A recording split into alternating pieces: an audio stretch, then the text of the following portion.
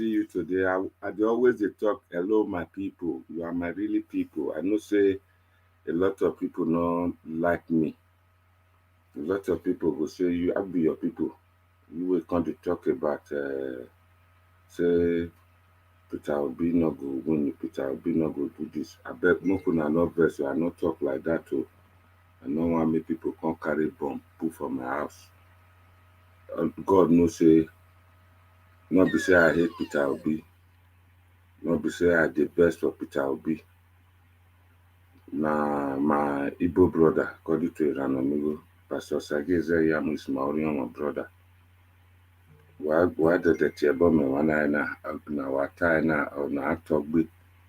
I get some important people we go debate this matter today.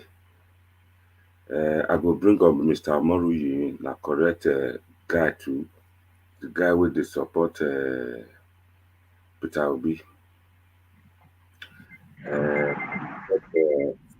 Other four people will go matter. Only thing one thing when I go talk before I announce the people we want debate this thing today.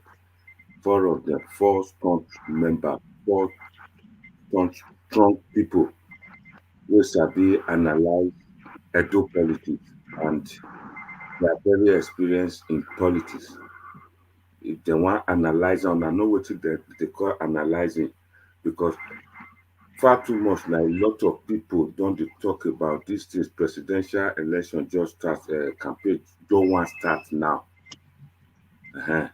But most people wey they do this presidential election campaign, a lot of them are big English, big Oyibo, na dem dey speak. So when they don't talk their own, like una know say Edo people not dey carry last. We go use our own language, that common English, that pidgin English wey you both teach us. We'll come sit down to take analyze am. Now no say na so we be for NIGERIAN watch. All the people with the programmer, where they don't talk their own, analyze their own. Then for we get other part again. Now me Okagbe na be Okalotu Okagbe not Betty. We can't use small English, pidgin English, analyze am for our people. So na so it be. Not be say we dey come here come dey spoil una put some for garri of people wey dey support Peter Obi. The problem be say we dey try to make sure say our people Edo will not dey carry last so that they go know everything, the discussion, the debate wey dey happen around for Nigeria politics and social and cultural. Now make them say make me they do this session.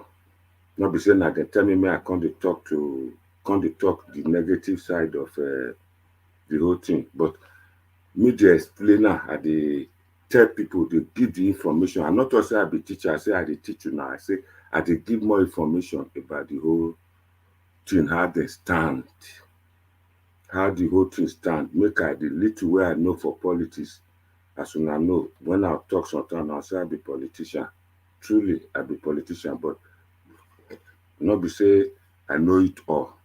Even if you go university, they will tell you say they don't know. Now everybody, now then they teach, they explain things to. It's up to you who you want choose, who you want vote for. Four people when I get here today. One, according to a book, say ladies and gentlemen, first person, lady. Now one lady, one face for men now. Her name na Madam Rita Adams from Canada. Then we get our brother here. He don't stand that gidigba. Correct man. We like it, do like him pieces, he like him to beats. He don't do here now. His name na Hakim from Republic of Ireland. Then another person still there, Al Lewis. It be like say na America they live or UK, but you go tell you now where in the top confront just now. Then another person go now know where they mostly dey follow Naija watch well in short. Na him be Okayele of Naija watch, dat na Israel Asemota. Him go join us just now. If we wait for them say dem no come, I go phone them, dem go join us. My brothers, my sisters wey dey home, wey dey watch us, abeg make una try like dis video, make una share dis video, make e go viral, make all of dem come, make dem come join us. Make dem share dis video, make a lot of people see am. The argument of both sides, one na for pro, dat mean say one go say im dey for Peter Obi, the other one go say im dey for say maybe Peter Obi no talk wetin im wan do, or Peter Obi go find am difficult.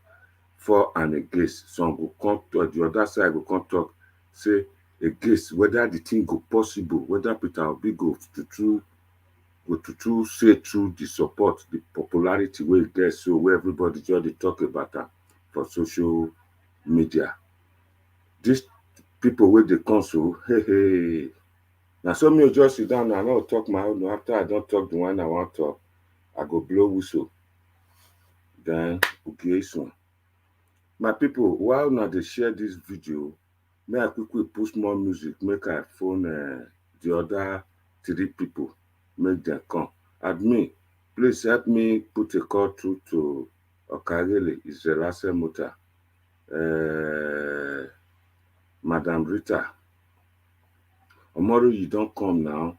Na America im dey too. E dey come, e dey peep, e dey come, e dey peep. E go all nyogima. Then to see where we stand, or dey watch to see say dem just talk to Peter Obi today, na me with dem. Nobody go talk about Mr. Obi bad. Make una share dis video, make a lot of people, make dem come out come see. I know say today, a lot of social media people, all of them come out today, this evening, all of them dey talk, and most of them when I follow, about 4 of them na Peter Obi dem just dey talk. That shows say Peter Obi e popular. So make we see whether we wey dey here, wey go come today, wey go watch us, make we see whether na true person. Greet my sister. Before then, I would like to greet my sister, Efrata Catfish Farm. Na know one woman wey strong too. Now these people supposed to go Nigeria, go dey talk about how dem go be like Peter Obi, make dem talk say dem come out for politics. But this woman, e no worry, just go Nigeria, e go dey do president for where fish dey. Una no fish, catfish na farmer, na America e dey, na woman. All of some people go just sit down here, dem begin dey go work for Igbo, dem go dey work for Igbo. Him too go create job there, go open farm. Then they do that kind of thing, Nigeria go grow, it go give job to people, then people go get food cheap. Now they do contribute in your way, one way or the other for your thing. Not be say everybody just talk about politics. There are many ways to touch people's life for Nigeria. That woman there, Frata, catfish, in the touch people's life, they contribute to Nigeria economy, as Buhari do when he ban rice. Make dem not dey bring rice come from Thailand. Thailand not reach past Nigeria. So now everybody dey eat Nigerian rice. So before then, I go still greet our mommy in the house. Now she be the woman. They say without a woman, man not dey progress. That na mommy diaspora, she just dey gadagba. Nyewa mudia. Woman, man progress now, woman dey back. Not be today that talking for Benin Parable. As that woman where they carry fish, they go give fish to people for Nigeria. If you not seeing fish, if you not seeing pond, it full. If everybody about 2,000 people will do diaspora, they carry 2,000 fish, they go farm 2,000 fish for Nigeria. Fish not go be 1,000 naira point to key, I be 700 naira. Before outside people come put pepper, tomato, put them for this thing, roast them for now. If we anything, don't well make fish turn to 500 naira. Make them not cost people again say Buhari not good. My people, like I talk, I say I go phone the other two people who never present here. Now they call their name, they not say, present, sir. Yeah, Tiania. Mona way to gay. A second, no do. I can hear now. Or second.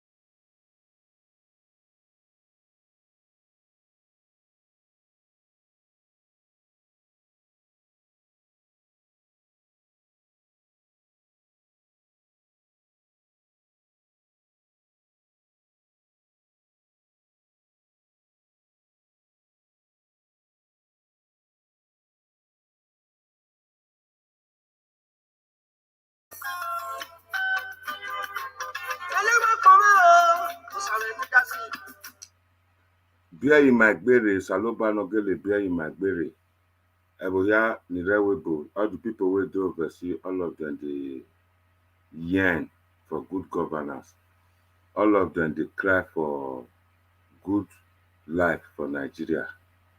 That music, waiting talk, we say, all the bad things where they disturb all of us, make God come, make come, push out away.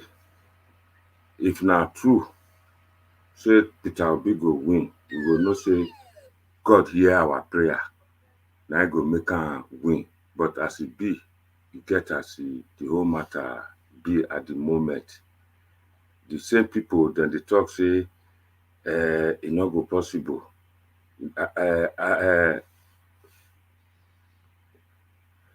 Our brother, all of them don't complete now. It remain Louis is here, Rita dey here, Madam Rita dey here, na Israel na remain now.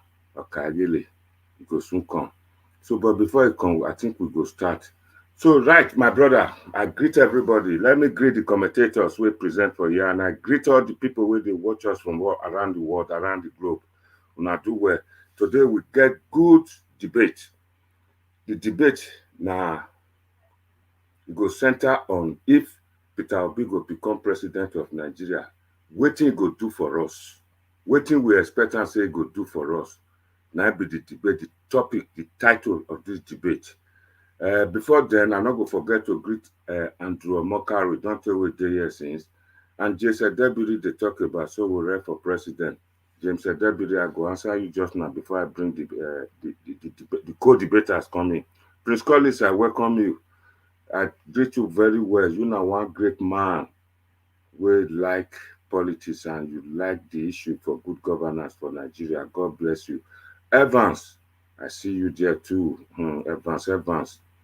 You say not to do me. We say, oh, this now people where they pray for me. Mary Kimade they among too. I greet you. They wish me well. Umonejego Unde Buna. That one will I say now from Middle Belt. But I for like if you are from Middle Belt or from the Southeast, I don't mind. I will send you link to join us for this debate. But if it's possible, post your link in admin would add you to us to join us for this debate. For this debate, so we'll not go so much. Linus don't tanda there since that na my sweet in-law. You don't greet everybody as usher of NAIJA Watch of Okagbe. Dio Sadolo, I greet you. Sagbovo Okonga, now since yesterday you don't wait for this debate. I trust you. I beg you. Any in. So that guy we talk just now, we talk say so whatever so this. make we not talk about so we read today. Never reach one day we will talk. And Mr. Matthew Adoga agreed to not verse. Yes, he said today, not today, pa. Yes, not today. And boy, Vasi Atene, Bomozoge na hen or Buru. So, what do you not know? That guy with the talk show will read versus this and that. So we read the Northerners, they use her as an agent to scatter, to drive Goodluck Jonathan away. If you not hear now, make you know. Now him, then use to drive Jonathan away. They say Jonathan thief 20 billion, they miss for the cover of Nigeria.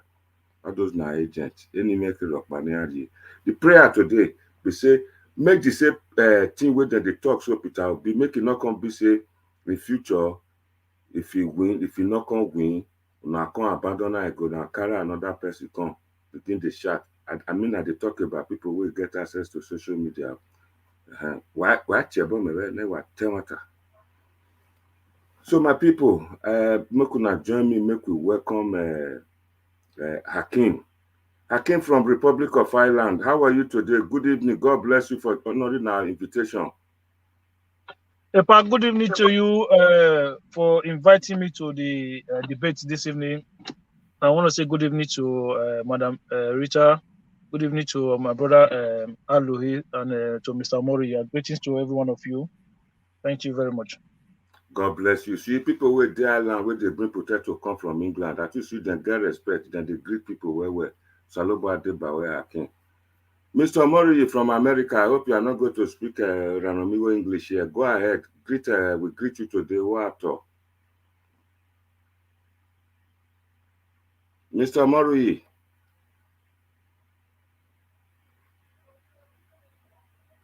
Mr. Mori, be like say they go Iboga. Madam Rita is from Canada.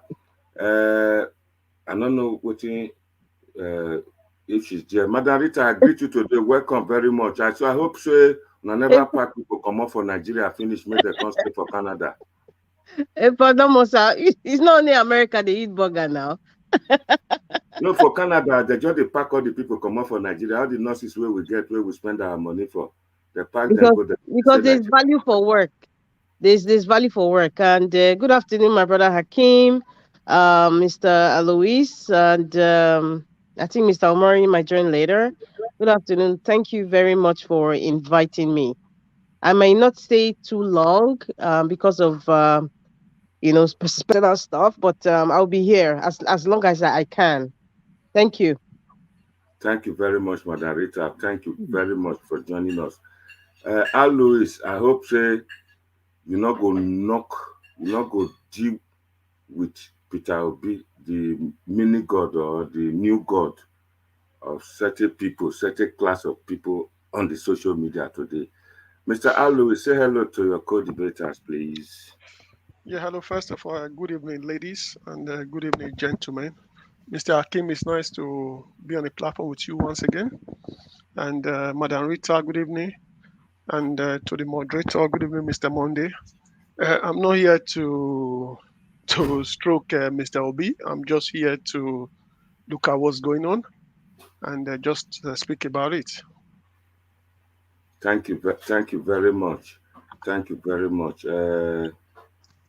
Mr. Mori don't come now. Mr. Mori, I think say you go quickly burger and milkshake. You don't eat anything, you don't clean out, you don't remember Okagbe. That man there always to call me Mr. Monday. My name now Okagbe. Sorry, Mr. Okagbe. Good evening. Apologies. Okagbe not Betty. Thank you very much. Mr. Mori, may you greet the house now. You want to say meh. Okay, but Domosa. I don't eat burger. Now black soup I eat. I go lick my black soup and padedia.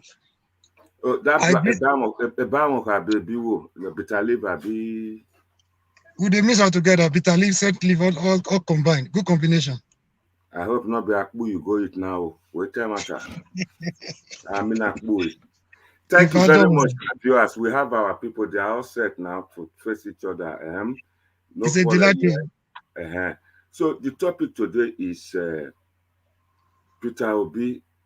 Whether una trust say Peter Obi go to be president of Nigeria. Una feel still be big English, but me go take pidgin English dey explain am to our people. A lot of our people dey this overseas. They no sabi speak that language wey dem come take thief our artifact. So we wan look am today say whether Peter Obi go become president of Nigeria, and if he become president of Nigeria, a lot of them for social media no dey tell us wetin Peter Obi go give Nigeria wey different from wetin we dey see now. Because for 8 years, e be like say the way people dey clamour for Peter Obi, be like say for 8 years or 4 to 8 years, if God willing, say Nigeria life go change. Everybody go pack comot from overseas, dem go Nigeria, hungry no go beat person again. Nigeria go now remain, go first enter in 4 years, it go be like Dubai. So first person wey I go ask, somebody can mute his device there, please. Somebody mute your device. So first person wey I go first say make e talk na ladies, na the lady wey dey there, because everybody dey talk say ladies and gentlemen. So lady wey dey there today, our great sister, na my great sister, e no give me e no give pikin to my boy son. So Madam Rita, How many make, pikin you want take with pa? no, na my children I dey marry them for. Na boys I get, so na only one guy I get. Boys. Damosa. Thank you very Damosa. much. The ball is now in your court. Make you go on, make you start this program for us. Okay, where's this, sir? Thank you very much. Thank you very much. First of all, Mr. Omari Damosa, welcome. Thank you, I, my sister. yes, there's a comment that you made. I don't know, my voice is echoing. Somebody's So, gadget. please mute your device there. Can you just mute yourself, all of you, while one is talking, please? Go ahead, madam. Okay, what's it? There's a comment you made, sir, Okagbe, Yes. where you said that you believe that Omoyele Sowore was used, to jack out Ebele Jonathan. I do not believe that personally. I do not believe that. I think most of us who supported um, um, the present administration now of Buhari, we were actually looking at him in the light of what how he was during the time of when he was president, head of state with the late Idiagbon, and so I would not say that Showore. In fact, I do not agree that he was used as a pawn just to convince people. You understand? I do not agree. I think during the time of Goodluck Ebele Jonathan as president, we were in dire straits. Nigeria was just crumbling, and things were really bad. Things were really bad. That was like the 16 years of PDP rule. It's not really about political party rule right now. It's just mismanagement, and there was a lot of behind the scenes um, decisions that were made by the ruling class, the people of the upper echelon of the society against the people of Nigeria. So, I mean, if you look at how Jonathan even came in with all the controversies surrounding it and all the covering up of the death of former President Yar'Adua, everything was just convoluted, and there was a lot of things happening, and I think that kind of like destabilized the economy, and there was a power play there. There was a power play, and I think a lot of Nigerians were unaware of that. And then Jonathan came in, from the south, and then I think he really mismanaged the opportunity that he had. So Nigeria just wanted anybody. Nigeria even wanted a frog can be there than Jonathan. I think that was just the desperation. And people like the man at Bodilon and other parties, they took that opportunity because they saw the desperation of Nigerians. They took that opportunity and merged with other party like the one that Buhari was in. They all merged, to take out these giants. Now, going down the line, we are talking about the 2023 elections. Yeah. I wouldn't say the attitude now will be is the same as what happened in the time of Jonathan being ousted of Aso Rock. It is not the same, and these are my reasons. One, there's the advent of the internet. A lot of people there's freedom of speech now, more than ever before. People are more frustrated than ever before. The insecurity is on a high rate. The poverty rate is is unbelievable. And then, it's just glaring in our eyes. I mean, we're seeing people being killed in churches, broad daylight robbery, religious bigotry. It's just out here now. It's just out in the open. Like someone was said before that um um Buhari actually did us a favor. He actually brought the face, it's like bringing the true face of the demon that we never saw. So we actually seen it, and we're going to tackle it head on. Now, um, there's something that they used to say. I mean, if you talk to any marriage counselor or a family lawyer, they will tell you marriage is a risk. Marriage is a risk, and that's why people sign. It's like it's a contract. So if the contract goes well, fine. If it doesn't go well, then of course you have to look at the contract and then see where everybody can part ways if they need to, or make some sort of reconciliation. Now I want to juxtapose that in bringing Peter Obi now as the president of Nigeria. It is a risk. Take it or leave it. Any leader that we bring now is a risk, but this person of Peter the Rock Obi, that everyone is talking about, I think he's not such of a bad risk.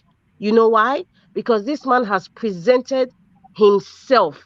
He has shown us who he is as a person.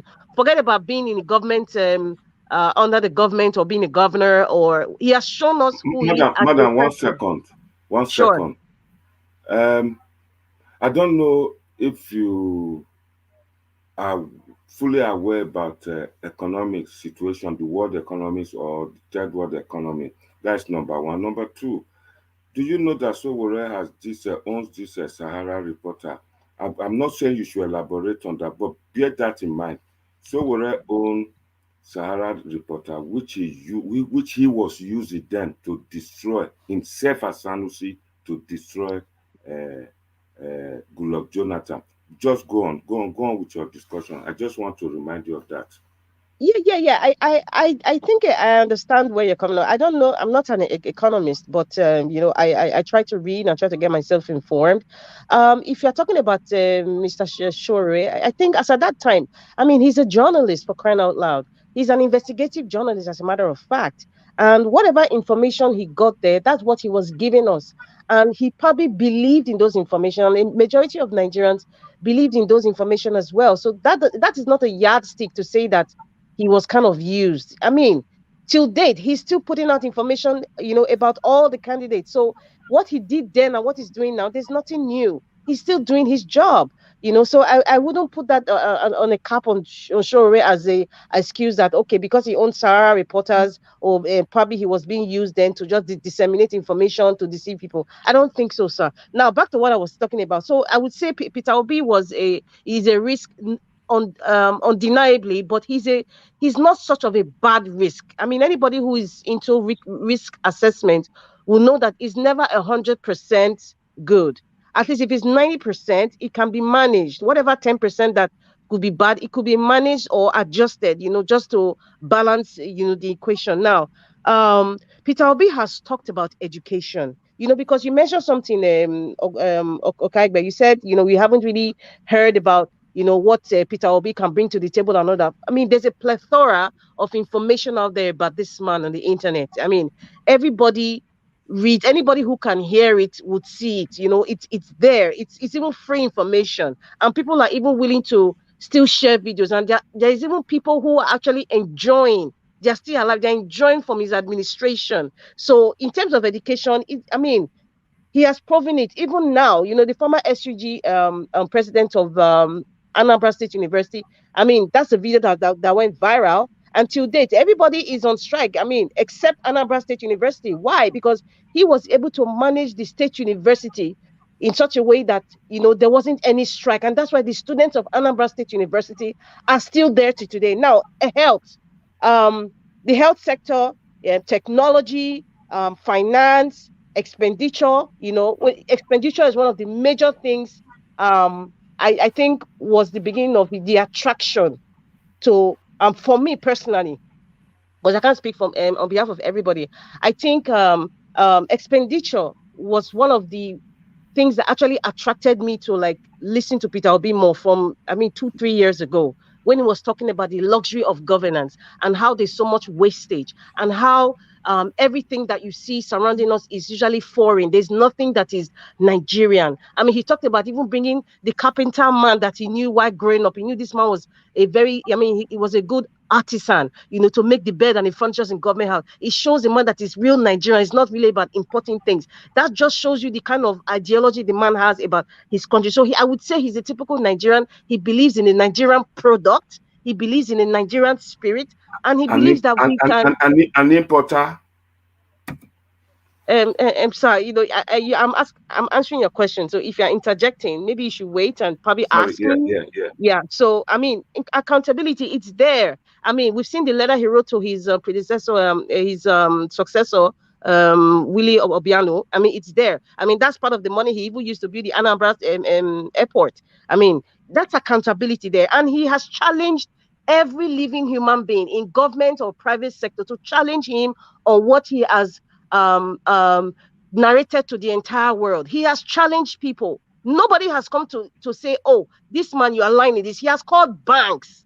I mean, everybody has access to the head of all these banks that he has challenged people. That's accountability. That is being open. So I mean, how can you contest that with the other aspirants there? You can't. Even the man at Bodilon, people have questioned Alpha Beta. People have questioned his name. People have questioned his origin. People have questioned his education. Yet he has not answered it. Now, this is Peter Obi the Rock. He has answered every question and he's still open. He has even challenged every person in every sector in Nigeria and even international. Yet nobody has come to say this man is lying. No one. No one has come to say that, if anything at all, I can respect and say this is an honest man. He might not be 100%, just like every one of us, but if anything at all, this man has talked about administration in his state, even in his private life before he became the governor of Anambra State, even in his professional life, not private, professional life, being chairman of different boards. Come on, who can challenge? The man in PDP can't challenge that.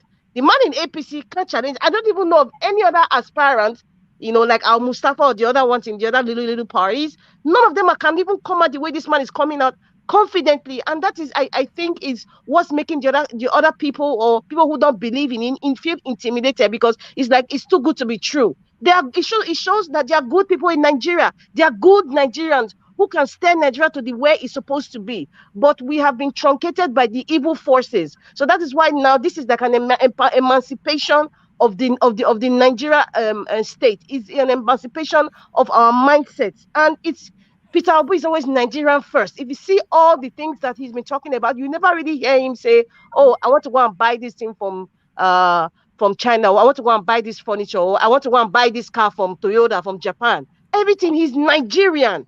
That shows you he's a true Nigerian. Let me stop from there. Thank you, sir. Thank you very much. Before then, I'm not going to ask you to elaborate. It's just a question.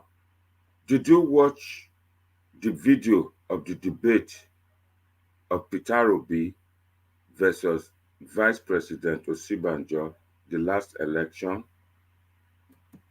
I have not been able to watch. There's so much videos about this man. I am Okay. not really, there's so much video. Maybe I'll have to look into it. But for me, even mentioning the vice president right now is just what I see is just a brick wall when I think of vice president, because you might have all the book sense or all the certificates and you cannot deliver. I'm sorry, you're not somebody I can really say is will be a good leader. He might be good in the judiciary, maybe um the reformation of the judiciary, as and I think that's where his forte would preferably be. I don't feel connected. I don't think a lot of Nigerian youths or even the middle class are kind of connected to the vice president Osibajo, with all due respect, compared to Peter Obi. Thank you, sir. Thank you very much. Thank you very much, madam. I so much cherish your sense of reasoning, your empirical analysis, and the way you think. But for now, because you have limited time with us, I would like to bring in Al Lewis to look at what you have said, and you hear what he has to say. Then you could have time to rebuke him and give him a rebuttal before you go because I'm trying to limit your I'm trying to walk around your limited time. Mr. That's fine, Alois, sir. That's fine. Mr. Alois, are you there? Hello, yeah, I'm here. Are you ready to deal with this our sister from Canada? Go ahead, please. I don't understand what you mean by deal with this woman or deal with. No, deal I with Just, her. don't, I just tire, oh. Deal with the Tire. assertion of Peter Obi. don't. Yeah, she has spoken her mind and her passion about Peter Obi. She's got a legitimate right to speak about him, and I believe, and she do believe Peter Obi is going to be good for Nigeria. There's nothing wrong with that. So the way I see it, we also borrow Rita's word from. I think I watched the debates a couple of weeks or days ago when they were talking about Peter Obi, and one of the things she mentioned before Peter Obi decamped from what's it called, the Labour Party from the PDP to the Labour Party was Peter Obi has a very good communication team. So that's what she said, and I concur with it because I've always had that belief myself. So now the question is Peter Obi suitable to be the president of Nigeria or the rising star? Now, I always say that every politician has their ways, they have their style, they have their panache, and they have their particular strategy.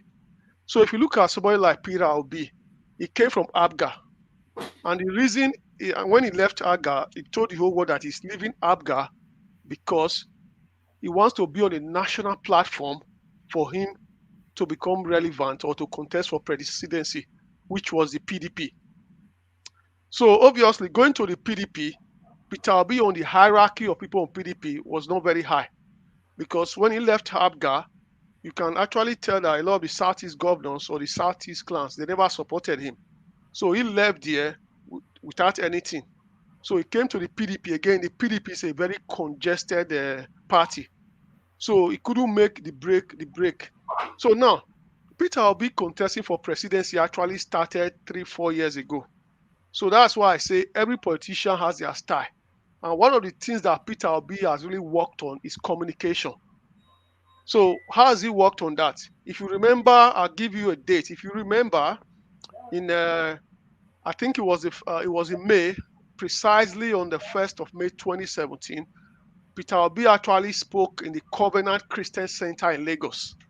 So if you there are videos everywhere. If you watch it, Peter Obi made a very good statement, and he said one of the reasons he's rich, or one of the reasons he's a good economist, or is a very good savvy businessman, is that he has won one watch for 17 years. He has won one watch for 17 years. The audience clapped and everybody were happy. For the first time, we've seen a genuine Nigerian wearing one watch for 17 years. So within 24 hours, people started posting Peter Obi wearing different watches in different occasions within 17 years. Different watches in different occasions within that same 17 years. So maybe after that incident came up, Peter Obi realized that, people are actually watching, decided to go for a different rebranding. So that rebranding is the case of, I'm not a very rich wealthy Nigerian to contest with these big money bags or whatever, but I'm going to portray myself as a very honest, diligent Nigerian, which he has a right to do. For me, I believe he's a very good man at heart. He looks very honest, just like the vice president of Nigeria, who looks very honest and very diligent with a good heart as well. Now, in terms of Peter Obi being the governor of Anambra State, yes, we've all heard about what he has done in Anambra State. Same as every other governor in Nigeria. So to me, I don't see anything special about that. Because at the end of the day, people have spoken about education. Fair enough, he invested in education. I can also mention 237 governors who have invested in education. Invested in what do you call it? Invested in you talk about maybe other sectors or whatever. Now, if investing in education or leaving money for the next government is the criteria, so I can also say Governor Sanwo-Olu is qualified to be the president of Nigeria today because he has also invested in education. And for a country called Nigeria, Sanwo-Olu has also invested massively in railway. And if you live in the Western world, you will understand that railways are built by the central government. Even in the United Kingdom, it's the central government that built railway because it's a very expensive venture. So the London mayor runs the runway, but the central government. But you have a governor in Nigeria building railway, and they say, oh, it's not qualified. There's somebody that builds schools qualified. So I don't understand all these criteria that they are using. Now, you also go there, you see a governor like Governor Zulu. Despite all the crisis in the Borno State, you can see how well he is performing. So we can talk about somebody build schools or build that. If you go through liturgy of governor, even Governor Umahi of a Boeing state, is well documented by various Transparency International. The World Bank documented it. One of the best performing governor. Accountable, accountability, transparency is all documented by Transparency International. So we can all use these different criteria. To me, it's nothing new to me. It's nothing new to me. We've heard it before. But the point is, if Peter Obi, can he become the president of Nigeria? Of course, Peter Obi can become the president of Nigeria. As well, he's qualified like any other Nigerian. But my question is, can he win or become the president of Nigeria? That's what we need to ask ourselves. Now, if you look at where Peter Obi comes from, it comes from the Southeast. I've always said that for the Southeast to win the presidency of Nigeria, they cannot just win it in isolation. Peter Obi cannot become the president of Nigeria in isolation. Same as you have Moyowore Sowore. Sowore cannot become the president of Nigeria in isolation. In fact, the reason you still have PDP and APC very strong is because these people you've called Sowore, Peter Obi, all of them, Mogalu, they are all greedy. They are very, very greedy. That is why you see have APC and PDP strong. Now, for you to change a government, you don't need Sowore contesting in the AD or Peter Obi contesting in this. They have to come together as a team and form a third force. Now, when you come together as a team, these people, you are able to fight the major parties. And if you are APC today, Peter Obi emerging from Labour or contesting is actually good news for the APC. Now, people can shout and shout and shout Peter Obi is trending. It's good news for the APC. Why do I say this? Look at it. When this contest started, APC started having problem in Kano State. Because in Kano, the governor was a bit stubborn. So some of the APC big wins, the camp and joined Kwansoko in the NNPP. So you can generally see that the vote of APC was going to go down there. Now, APC understand from themselves that the Southeast is not their constituency. They know that. They know the Southeast is not. So basically, PDP naturally own the Southeast. Now, you have a Peter Obi contesting. He goes to the Southeast and take votes from the PDP. By taking votes away from the PDP, what you've invariably done is to give votes to the APC. So you understand what I'm saying? So if these people can come together, maybe there can be a change. But at the moment, I think Peter Obi is a well-oiled communication team that is behind him. And if you look at Nigeria today, for you to win the presidency, I don't care what people are going to tell me about social media or they're going to tell about whatever. When the first election was conducted in 1959, when you had the NCNC or the Action Congress, there was no winner. There was a deadlock in a way because you had to form a government. Dr. Awolowo, actually, in the spirit of being very sincere, he considered and said, okay, I will allow Dr. Azikiwe to become the president or whatever. He's my senior.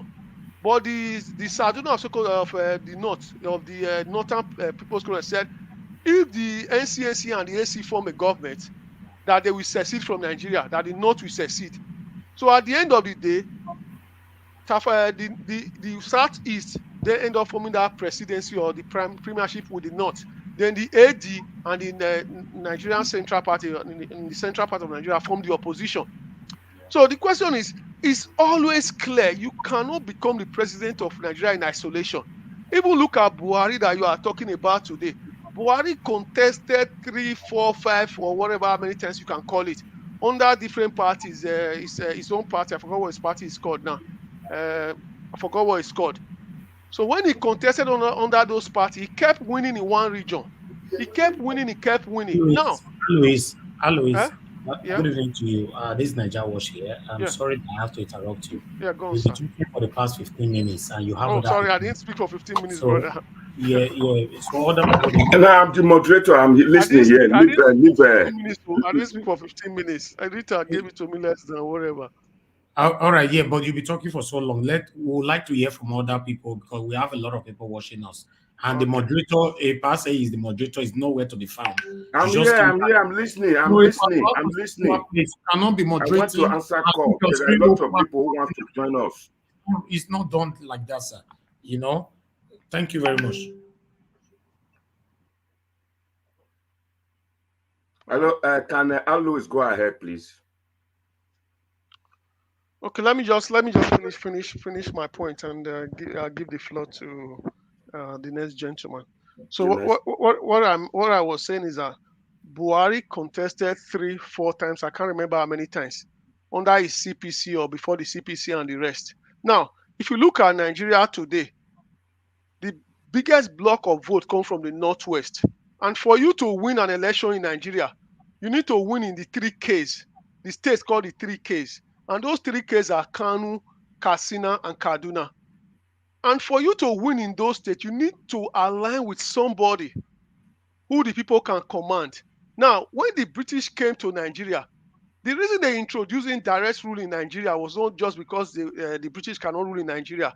What they found was they found an institution which was a traditional institution in the north. When they found that institution, what they realized is that the northern emirs were more or less like ruling like dictators. That whatever they say, the people will follow. And this is what still happens in northern Nigeria till today. If they have a governor or if they have a leader, say in Borno State, and he says go and vote for this candidate, they will all go and vote for that candidate. So it doesn't matter how much you preach change or whatever. So if you don't align with a very strong person there, you cannot win any election. Now, the question is, will Peter Obi win the election? Obviously, he can win it, but the question I will ask the panel before I give the floor is, if you have a state like Kanu, you have Katsina, or you have Borno State, you are going to tell me that somebody from Borno State now goes to the polling booth and he sees a Peter Obi on the ticket, and he sees an Atiku on the ticket, and he sees a Tinubu on the ticket, and he will take his computer and say, I'm disregarding what my leader says. So that's what we need to ask ourselves here. Because the Northwest control a lot of votes, and the other region that votes in blocks in Nigeria is the Southwest. So that is what Buhari did to win the election. So as for Jonathan won. Yes, of course he won, because he was able to combine 4 regions. Because for you to win in Nigeria, you need to win in 4 out of 6. So the fact is, does Peter Obi has 4 out of 6? That's my question. Thank you. Thank you. Thank you very much. Thank you. I'm so happy for the first 2 speakers for their analysis. Before I ask my question, I would like to ask Mr.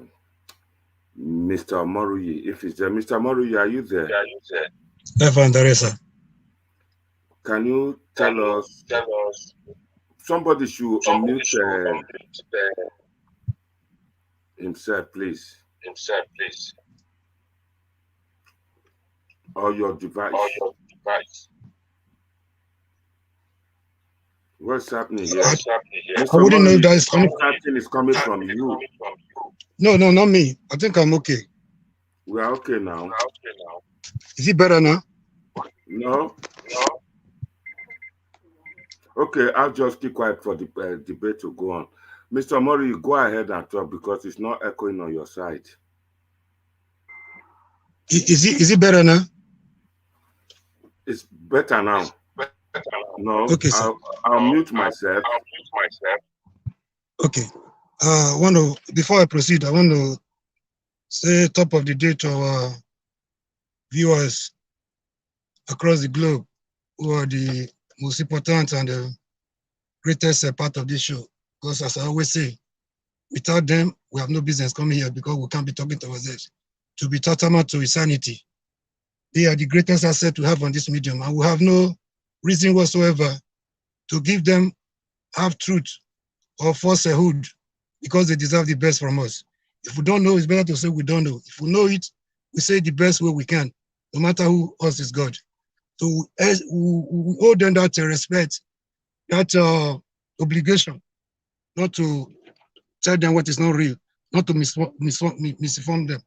I want to greet the special people on the comment section, people like Madam Mama D, Mommy Diaspora, you know. There are faces you don't see, you don't hear their voices, but on the background, they are doing a lot to keep this family united and divided. We can to keep this family as a united force. People like the Marine, Clarence Bell, I owe them overwhelming respect. To my fellow panelists, Madam Rita, Mr. Louis, and Mr. Israel, I don't know who else is there. I don't know who else we have there. My greetings to all of you. Pamodi, Domosa, with due respect, I adopt my heart for you. Yeah, I want to go straight to the point. If I want to analyze the person of Peter Obi, I want to use the academic partners as but if I have opportunity, I will come to that when I want to concentrate on the Peter Obi as a person and as a movement. So I will reserve that for now. I want to also go down the bit memory lane.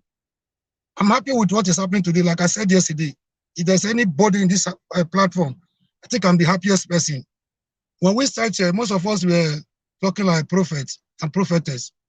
And a lot of people were not comfortable with that. Like, oh, you are there, you're talking over there, you're not here.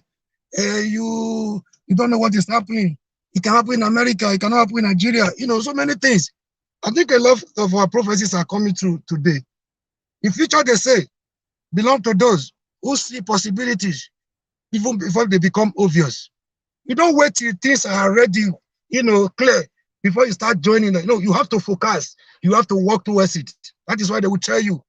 The economists will tell you, he who fails to plan has already failed to. He who fails to plan has already planned to fail. So, my greatest joy today is not just about Peter Obi as a person. There is something you guys are not getting here. Well, the situation we are today is not about Peter Obi as a person. It is more than Peter Obi.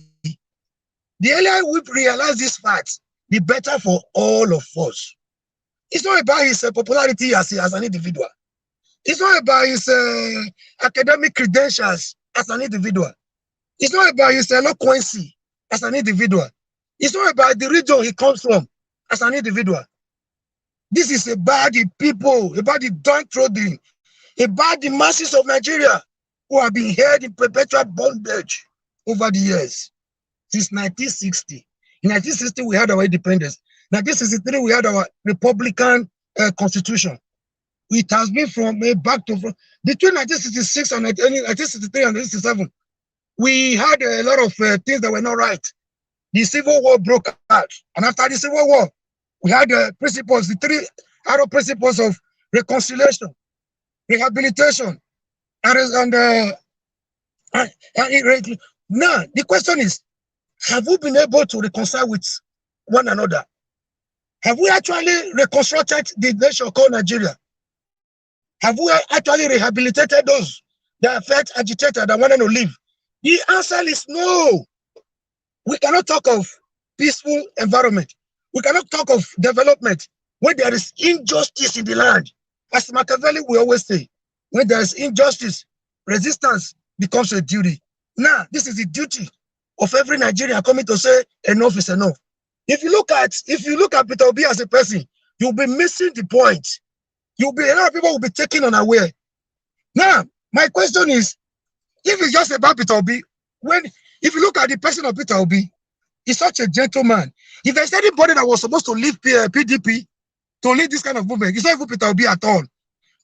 Considering his background, you know, a person like Omoyole Sowore would have been a better alternative because of regredity, because of his consistency, because of where he's coming from as an activist. The question you will ask yourself, how come Peter Obi is sweeping across the nation like Hamatan fire? You know, how come Peter Obi is moving like a supreme super monsters everywhere? How come Mr. Obi is moving like a ballistic missile. How come Mr. Missile have become a wind, uncontrollable, even for the godfathers to control? These are the issues we have to look at. Before he came to declare, this man went to UK on invitation. I don't want to divulge the details of that mission here because I might be wrong. I don't believe in conspiracy theories. But I want to say there was more to Peter Obi going to the UK before coming to leave PDP than meets the ordinary eyes. There's a lot of this mission that we are seeing on the surface. This is about the people's movement. This is the revolution we have been talking about. The revolution is already here with us. For people analyzing Peter Obi, you guys are doing a wonderful job. But there's a point you guys are meeting. It's not about Peter Obi. If there's anybody that want to make this kind of movement, it's somebody that has the dollar to spend. The guy is not a broker. The guy is not a poor man. But Peter Obi will be the last person to spend money to get crowd. I see, I'm just bringing out some salient points so that you guys should be better prepared for what is coming. For what is already with us. It's not coming. It's already with us. But people are still struggling. I'll give you an analogy. If you buy a Christmas goat or a Christmas fowl, find that fowl for some time, for like a week or two. By the time you lose the rope of the cow or the hen or the goat, it will still remain there. You know why?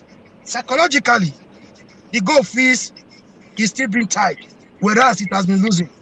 This is the mentality of a lot of people, especially the pro-APC and pro-PDP supporters. I'm sorry to say, I try as much as possible not to offend anybody today, because when I come here, I don't come here as a rebel. I come here to speak the truth to power, no matter who is annoyed, no matter who is happy with me. I don't come here so that people can clap for me. I come here to tell you the real truth. But the problem with our people is, if you give them an example of what is happening in America, Britain or wherever, they tell you that is America, that's Britain. If you give them an example of another state in Nigeria where a governor is doing well, you tell you that is another state, that is not a do. If you tell them what you have passed through as a politician, what you have been through with PDP and APC, they tell you you are talking there too much, you want to prove us wasabi. Today, we have gotten what is more than every one of us in Peter Obi. Nobody, I repeat, not even the Tinubus, not even the articles can stop what is before us today. I want to go back. Sorry, I will beg for some time. Even if I don't speak again, I will be okay. Please, Mr. Mode and the CEO of this noble organization, please. I'm just laying a foundation so that when we're talking, people will know exactly what we're talking about. What we're facing today is more than Peter Obi. I have no doubt that he has a good communication network. I see the life of Doyo Okugbe behind that. You know, he's also a cerebral journalist, you know, a seasoned journalist. I know what is there. But it's more than all these things we are saying together. One will be wondering, Omoyele that has been around, Omoyele, everybody knows where I stand. I'm from Omoyele because we come from the same background, historical background. You know, by accident, we found ourselves in the same cycle. You might not like his approach, you might not look like who he is, you might not like his the way he talks to people, but that guy has been consistent. That guy has been there in the rain, in the sun. He has been with us through thick and thin. If there's anybody I want to support today, it would have been somebody I'm supporting. But then I'm not even here to blow the trumpet of Peter Obi. I'm just trying to make people understand what is before us as a people. There was a time I came here and I said, I'm trying to write a book to revise Tinu Achebe's belief that the problem of Nigeria is clearly and simply leadership. Mr. Maruyi, 1 second. The question is, will Mr. Obi, Peter Obi, become the president? And how will he get there? And when he gets there, what are we expecting? What are the Nigerian people expecting from him? Please, can you go to that? Yeah, that's where I'm going. If you are listening to me, but Mr. Modest, I crave your indulgence, please. If you must benefit and you must have the best from this analysis, we are not just talking to ourselves. As we talk, people are listening to us.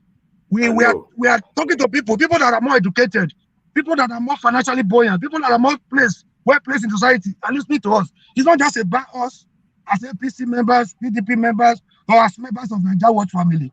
So, for us to get the benefit from this debate, we have to zero our mind from being APC, PDP supporters so that we can have a balanced analysis of where we are becoming from, where we are right now, and where we hope to be. Please. By the time I'm done with I'm just laying the foundation. You will know exactly what I'm talking about. But my submission will take care of all these your questions. Can I continue, sir? No, can I continue, sir? Go ahead. Go ahead. Go on. All right, sir. Just listen to me. I might be throwing some chat-ons on APC, PDP, whatever. I'm not against you. I know you are not against me. Zero your mind. Remove yourself from being APC today so that we can get a more robust discussion, a more formidable conversation, a more constructive and reasonable contribution and knowledge to impart on our listeners. I crave your indulgence, Ipamodi. So, there was a time I was talking about Chinua Achebe saying the problem of Nigeria is simply and squarely leadership problem. No, that was then. He might be correct then. Over the years, I've discovered that the problem is no longer leadership problem. It has been more of followership problem than leadership problem. You know why? Because the so-called godfathers, the Tinubus of all this world, the Atikus of all this world, the Babangida of all this world, they have held us captives over the years. They are not actually as smart as we used to think. I don't want to give an example of Ebato Shomole in our Edo stage. How Shomole came aboard and others. I've discovered over time that we the people are more of our problem. We are the problem of ourselves. All these oppressors do is just to capitalize on our gullibility, our naivety, on our sustainability, to lord it over us. They steal so much from us. They come back to us, show us, peanuts. They don't really care about us. That is why the only time you see them is only when election is around the corner. They come to you because they know what we want. If you present an Igbo man as an opposition, they will tell you, don't worry. When you put some coins in a cup, shake it before the Igbo man. Even if he's dead, he will wake up. They know how to take care of that. Talk of Yoruba man, they know how to use the divide and rule. Talk of the Hausa man. Our politicians, no matter how moron, how backward, how intellectually backward you think they are criminally very smart. They are criminally very smart. Smartness is the sense of criminality. They have been able to study the Nigerian people that we are very naive people. We talk today, tomorrow we forget about it. There was a time one gentleman came to this room, one Agbogun. He made some statement that Nigerians are easily, that we forget easily. We all against him. With time, I discovered that the guy was making sense. Just that this scenario, the context in which he made the statement was kind of selfish. So we attacked him and later. He was making a lot of sense. Now, the movement you see in Peter Obi, the people that have been so oppressed, battered and shattered, the people whose voice have been silenced for too long, they are waking up to speak. And what Peter Obi is in this movement is just a symbol. It's the face. This is it's just almost like the NSAS movement. But the difference is, in the NSAS movement, the people that were supporting it, people that were doing every bit to make it grow, you could not really trace it to anybody. The reason why we did that was that nobody could be called upon to come and accept dollars overnight to silence us. So everybody was just shooting from every direction. It was an advantage. It later became a disadvantage. So Peter Obi is just a face of so many things. The people that are agitating in the Southeast for secession, because they want to leave Nigeria because of the injustice. The students have been at home for months now, where they are sending their children to abroad for the best education. When they are graduating, they show us their beautiful pictures of what after their school, they come back to Nigeria to get the best job in NNPC. So, Peter Obi is the voice of the people who are not sure of where their next square meal will come from. So, if you underrate Peter Obi, you are doing that at your own peril. That being said, I want to make some corrections as stated by Mr. Alui. He had a very wonderful, analysis. I said that when he was talking about Showere, Mogalu, Tokbe, Ashua, Durotoye, and the rest of us as being selfish. The reason why you feel they are selfish is that in Nigerian politics, we don't have what we call ideology. It's just about, anywhere Bele face. It's not supposed to be like that. In America, you have Republicans, you have the Democrats. Each of these parties stand for ideology. What do you have to offer in terms of it? What do you believe in terms of abortion? What do you believe in terms of immigration? See, they deliberate about issues, all in the betterment, all for the betterment and upliftment of America, not the way we do it in Nigeria. Now, and again, also said, so whatever, for example, you might feel it's greedy or it's selfish, but I want to say no. He was interviewed recently. You know what he said? Do you know a lot of people that came for him to over alliance in that era? Most of them today are supporting Tinubu already. Most of them are supporting Atiku today already. These are the same people you wanted him to share with, which means it was an invitation to destroy him. So not everybody that believes if you cannot beat them, you join them. This is the thing we have been holding since 1999. There are a lot of people that believe without joining APC or PDP, Nigeria can move forward. This is what you are seeing in Peter Obi today. Another thing he said was the Action Group. He was saying another party during 1964 general election. The AG wasn't Action Congress. It was actually Action Group led by Awolowo. And again, Awolowo did not decide to, Zik of NCNC did not decide to join LTP, Northern People's Congress, Sadana of Sokoto, because of they wanted to secede. No, they wanted to secede before then. But after the election of 1964, that's not what I said. What I said is the Northern People's Congress said they will secede if the Southeast Party and the Southwest Party form the government. That's what I said. No. That's not true, my brother. Let me adjust. That's the point I'm going to. They threatened to secede earlier than that, earlier before 1960, when Attorney General moved the motion for self-governance. That was before 1960. After the general election of 1964, there was no particular party strong enough to have enough support to form the government at the center. So there was no particular party to garner enough votes to form the central government. So there was need for alliance. Instead of our brother, Zik, of blessed memory, joining his brother, Awolowo of Action Group, who has some beautiful ideas, free education, regionalism and all that, the masses-oriented welfareism and all that. Because of lack of trust, because of insecurity, because of, he decided to go form an alliance with the Northern People's Congress. That was the beginning of the little mistakes we made. If any Boma comes out to say today, Yoruba man is the fault, Hausa man is Edo man is their problem, I will just laugh. All of us have made a mistake. Today, we're not talking about the mistake. We are talking about the way forward. So, to correct that impression, he didn't join NCP, Northern People's Congress, because they were threatening to secede. No. They threatened to secede before the general election. After the general election... Listen, I did not say there was no threatening to succeed. I did not say there were no threatening to break succeed. away. You are trying to correct me. I have the book in front of me. What the Sadana said, he said if the East and the West form a government, he will succeed. So I did not say they don't succeed before. But that was the statement on that day. But sir, the major thing. Thank you, Mr. Amori. 1 second, please. When you try Can to I correct crave me, your let me indulgence complete for what I this say. occasion? Don't Please, can I crave your indulgence for a second? I want to welcome our brother CM. I was actually looking for your number to call you on this program. Please, there is one of our panelists here today, Mr. Andrew. He's got limited time with us. Mr. Moruya, I'll come back to you. The people are listening to you and they have questions for you. Can I crave your indulgence at this minute to ask Mr. Andrew to contribute to this debate? He's saying the topic on the caption. Mr. Andrew, you are welcome to this program today.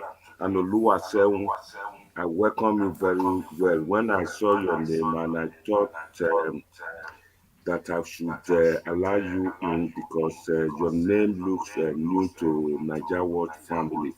Please don't forget to keep your number so that in future we have other debates coming in the week on. Mr. Andrew, can you go on and talk, please? Yeah, thank you. Just I'll be brief. Mr. Moderator, and all panelists, I would like to ask a question, please.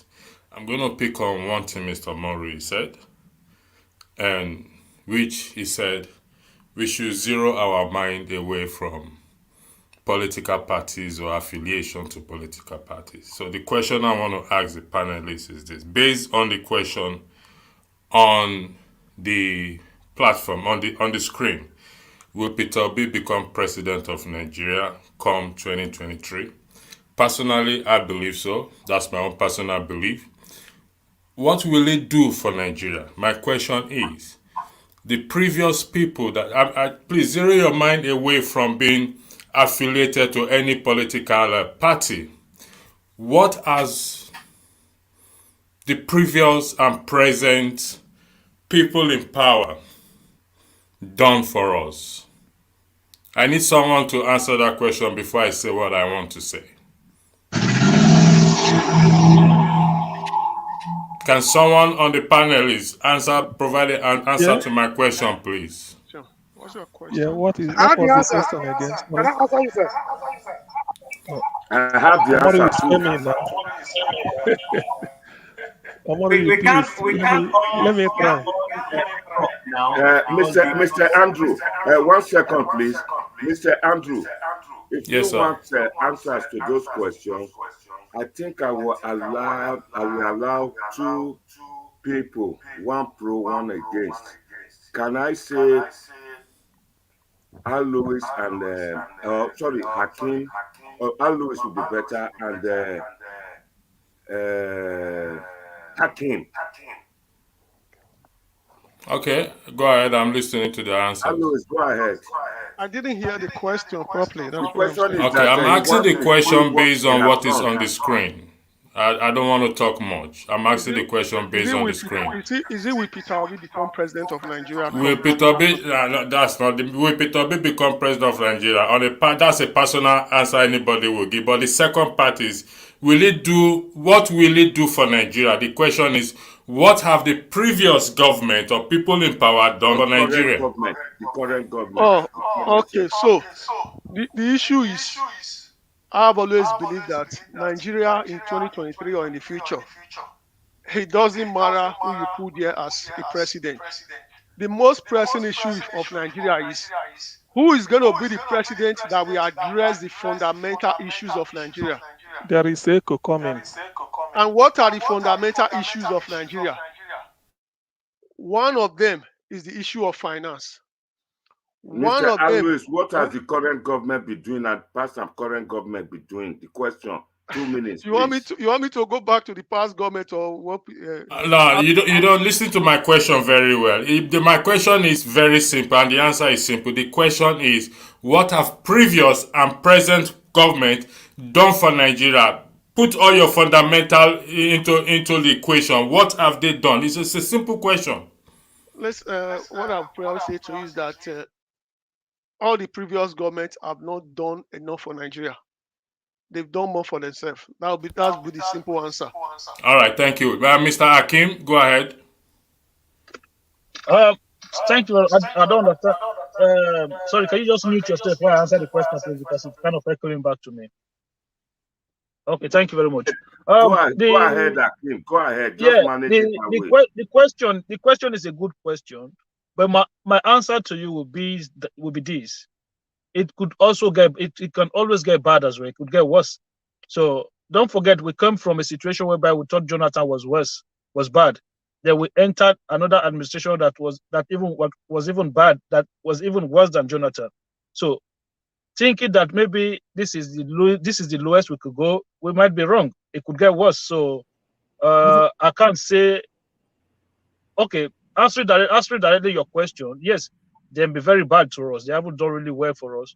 Okay, I can answer too. Can I? I have a quick question. Go ahead, Mr. Monday. See, this current government in place at the moment, from the one when they took over from Goodluck Jonathan, they had problem with finance.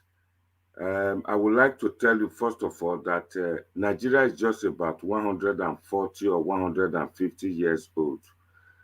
If I go back sometimes and take a look, because I'm a development expert analyst, I do know that we've made some progress, if not 70%. least we have made about 60% of progress because all our development plans have been one way or the other been disrupted by the military regime. And since democracy, since year 2000, there has been some ways of, some measure of progress, whether you like it or not. Look at the situation of Nigeria today compared to all other African countries. I think we have done very well. When Goodluck was there, I think they tagged it as one of the greatest economy in Africa. And when Buhari came in, he took over from a government whereby the the Paris Club refund were being used to pay salary of state government. And most of these governors had then claimed that part of the money was used to campaign or they didn't have enough. A lot of them had access to loans. Okonjo-Iweala was under pressure. So with time, with few time, the current government was able to bounce back and follow this infrastructure. I was surprised. I came back from Nigeria last month. I didn't want to fly. I don't like domestic flight in Nigeria. I was looking for a way to get back to Abuja for my flight back to London. Then somebody told me, in Igbanke there, if you get to Igbanke, you will get a train service to go to Abuja. I was surprised. I said, I've never heard about it. Look at the issue of corruption. It was just appalling before the advent of Buhari. But today, it's now minimum, gradually curbing it. A lot of progress have been made, intangible one, which maybe you will not know, but there may be a foundation, secondary, towards we jumping to take up position or a drive to maturity in development. We have tried. We have hospitals. How many universities do we have in Nigeria? A lot. The problem is just that our people don't seem to be seeing it. And most people clamoring for Peter Obi to come now. I just find it difficult to believe that a country of 150 years old, people are comparing it with an advanced country which started their development 1,000 years ago. Sorry. I think I wasn't Sorry. Interjection, please. I think I wasn't given a fair response. I was asked to give a yes or no answer. That's what I felt I was asked to do. I was Please, Mr. Alois, can you go ahead and elaborate further? Wait 1 second, Mr. Hacking. Go ahead. You told us this man doesn't have enough time. Yes, because he's the moderator, I cannot interject him. He's the one moderating, so I don't. Just go. So may I summarize? It doesn't have to be biased. Please, may I summarize what I have to say so that I leave the floor? Okay, summarize what you have to say, then they can continue, please. Okay. Listen, we all know the issues and the problem. One thing I don't like doing is to dance around the bush. Okay? Peter Obi was a governor of a state for 8 years. He is the one on the platform for presidency, not another person beside Atiku and Tinubu. And we have to make a choice. And when we compare and contrast these three people with their achievement, what they have done, it stands out among them. So we are here to inform the general public, not to put unnecessary doubt and fear in them. It is only somebody who think that or would deny the fact of the moment would say, oh, will not be comparing or be asking what will it do for Nigeria. But are you telling the whole story? Mr. John, respectfully, I wanted to address you in the last program. You left the platform. I am telling the whole story. I'm a Nigerian. I live in Nigeria. I have family in Nigeria, and I know what is going on. I can say the same. Okay, So you speak for yourself and allow me to speak for myself. When you spoke earlier, I did not challenge you. I wanted to ask you a question and you left the platform. So you were challenging somebody that they were interrupting you and you are doing the same thing. How does that make sense? Does that Andrew, make sense to you? Andrew, I just wanted to call your Go attention to the ahead fact that go I'm here ahead just in with case you wanted to ask your your question. No, does that make contribution. sense to you? Earlier, somebody interrupted you. You challenged the person. Now you are interrupting me. Respect is reciprocal. That's right. I yield the floor back to you. Goodbye. Where do we start from here now? I will want Alois to tell. Let there be decorum, please. I crave your indulgence. Let there be decorum. You can't go back to Alois again. You know, you have to come. I've been here since. Yeah, I think it's going to be biased. Go to a new person. It's not about who wins this debate. It's not about who wins. We are here for the way forward for Nigeria. Don't be biased. Don't be sentimental. No, Don't be I'm not partisan. sentimental. I'm not sentimental, Mr. Moroye. Let Hakim go. You've spoken, and Hakim was the first person to come here today. It's his turn, please. Mr. Hakim, go ahead. Please, give me 1 minute. Thank you very much, everyone on this platform. Alois, I've spoken so many times. Please, let everybody. We have Mr. John here. We have Mr. Des here. We have Oluwaseun here. They have not said anything. So please, and Mr. CM is also here as well. I've not said anything. So I just think, if you want this to be fair, let everybody have the same meanings across, because they are already on the screen here. They are here. So you cannot continue I will want Hakim to go ahead, please. You know? Okay, Mr. Elvis, thank you very much, brother. Epa, thank you very much. I said, I'm going to quickly make a suggestion before I continue.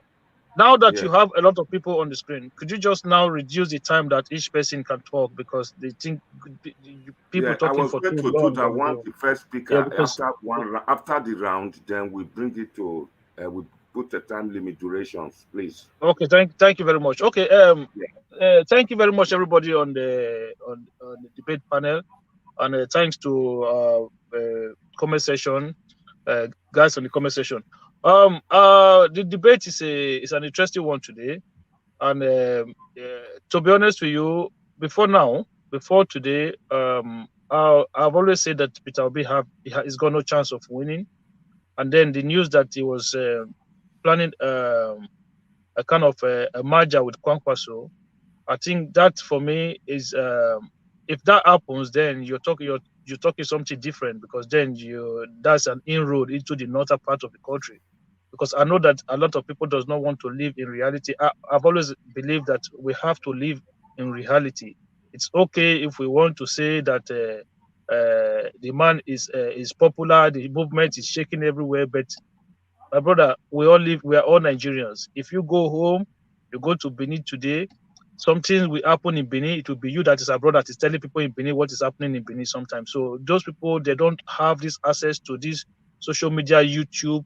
They don't the way we have access to it, because none of them, majority of them cannot afford to spend their data on YouTube videos or watch program on YouTube like this. So sometimes we overestimate the level of awareness that people back home do get. It's not that much information that circulates to people back home at that level. So I would say that if I want to say, okay, because I've heard these things, and I want people to stop being biased.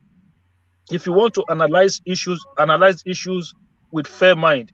So if you want to say Peter Obi as a governor, not as a person now, just as a governor, what he did, then you cannot then turn around and say somebody else as a governor, what they did, and then you don't measure it in equal terms, or then you don't compare it properly. And you just say, oh, no, Peter Obi did better than this. No, you can't do that. You have to make a proper comparison. So if you want to say Peter Obi as a governor compared to a Tinubu as a governor, you cannot turn around and say Peter Obi did better than Tinubu as a governor. You can't do that, because if you look at Tinubu performances as a governor in Lagos State, he did very well as well. But that is not, if you are making that comparison, then you're making Obi cases weaker.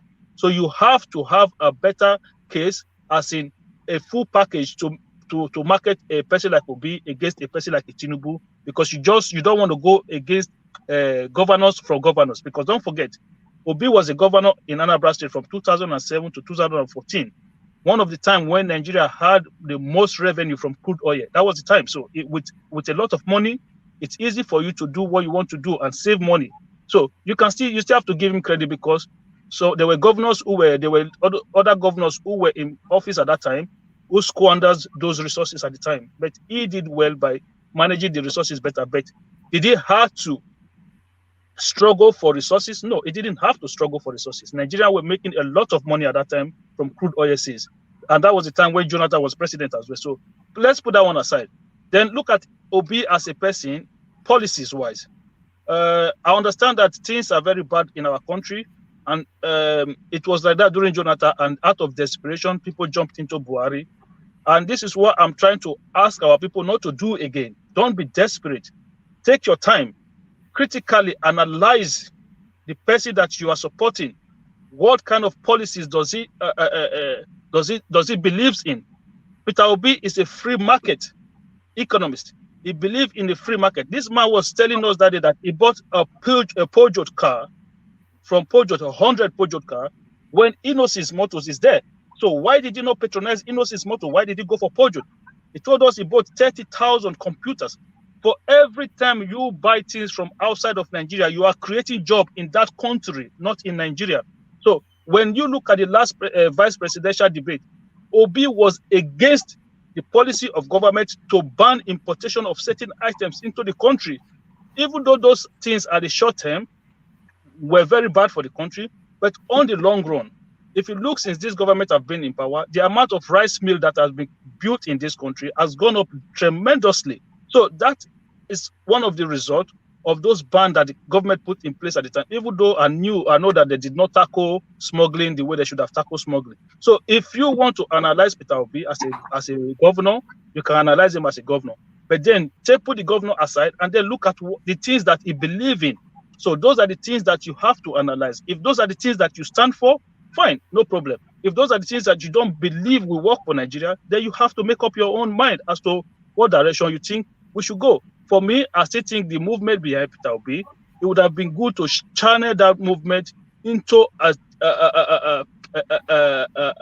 change movement to kind of put pressure on those legislative arm of government. Because at the end of the day, a one-man government cannot change Nigeria. Don't forget, the presidency is one arm of government. The legislature is another arm of government. The legislature is a full arm of government that have the same power, if not even more, that the presidency has. So a lot of things we can do is to put pressure on the House of Assembly to change a lot of Nigerian laws so that this country can be restructured. If I had the power, right now, I will make Obi the president, and then fast forward 8 years, and then all of us here will be saying different things. But thank you very much. Thank you very much, Mr. Hakim. I would like to hear from Mr. CM. I've been looking for CM's phone number. I'm happy that God on our side, you appeared. Please, can you contribute to this? Will Obi become the president of Nigeria? What sort of things are we expecting? Has it be tested and proven? Well, the first part of your question is only God in heaven that can give you an answer that won't fail. Sorry, in England, if you mention God, when they ask you things, you mention God, that day, the Prime Minister will not go back to 10 Downing Street. We don't believe in God in the United Kingdom. That means you are not sure of yourself. I'm also in UK anyway. So but at least they don't mention God. Have you ever seen any Prime Minister saying God by God's grace? Go ahead. No, okay, thank you very much. Anyway, well, I'm a human being, so the thing about it is that what I'm going to say here, I'm saying it from my mind. I will be as objective as I can. If maybe it contradicts what you have, please forgive me and then correct me so that I can learn. You are free. Exactly. So because I prefer listening more here than speaking, but but let me try. My wish, because I put it as a wish, is for Peter Obi to be president of Nigeria. in 2023 for a number of reasons. Some personal, some maybe based on his own merit. Now, what will he do? Or I think, let me look at the question again. What do I think he will, something like, what will he do? What will he achieve for Nigeria if he goes in?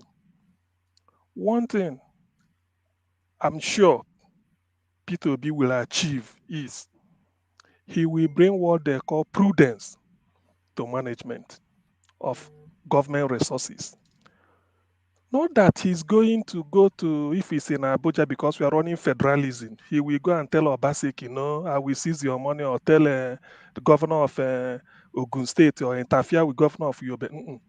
Peter Obi, I know from a distance, will look around and say, look, how can you give me 30 cars in the presidency? No.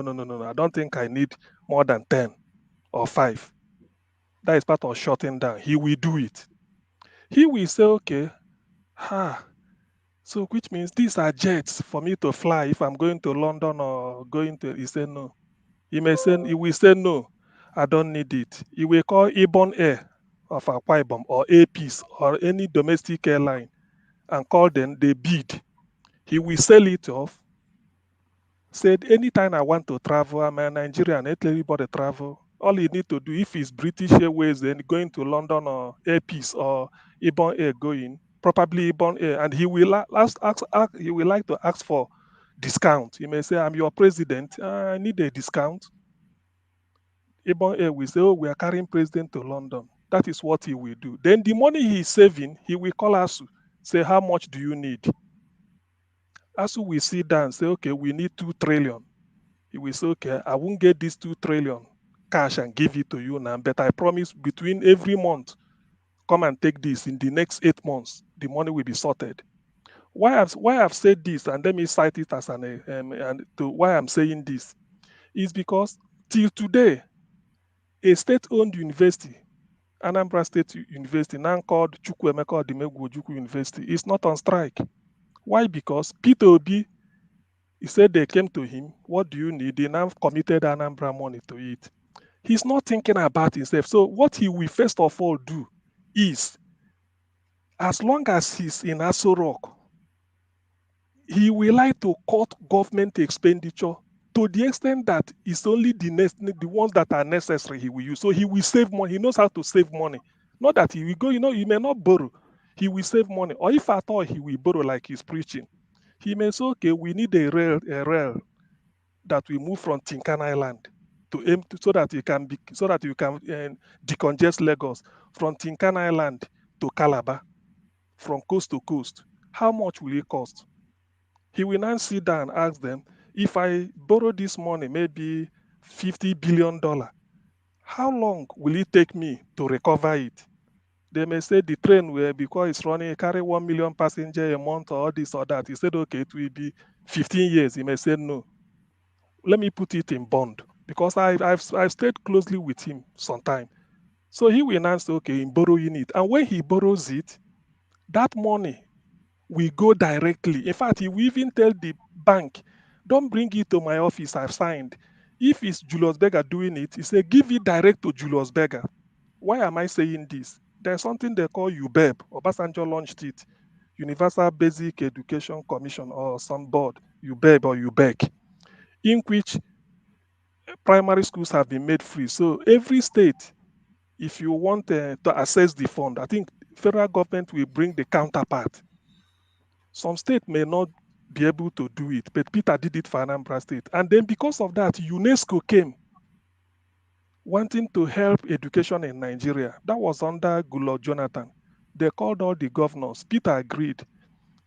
Peter said, this money, said they are giving it to them. Peter said, I won't accept this money unless you are going to tell me that this money will leave Abuja, Ministry of Education or wherever, direct to the primary school in Anambra State that need it. Let it not come to Anambra Ministry of Education, so that from Anambra Ministry of Education, it will go to one local government department of education, then from local government headquarters to the primary school.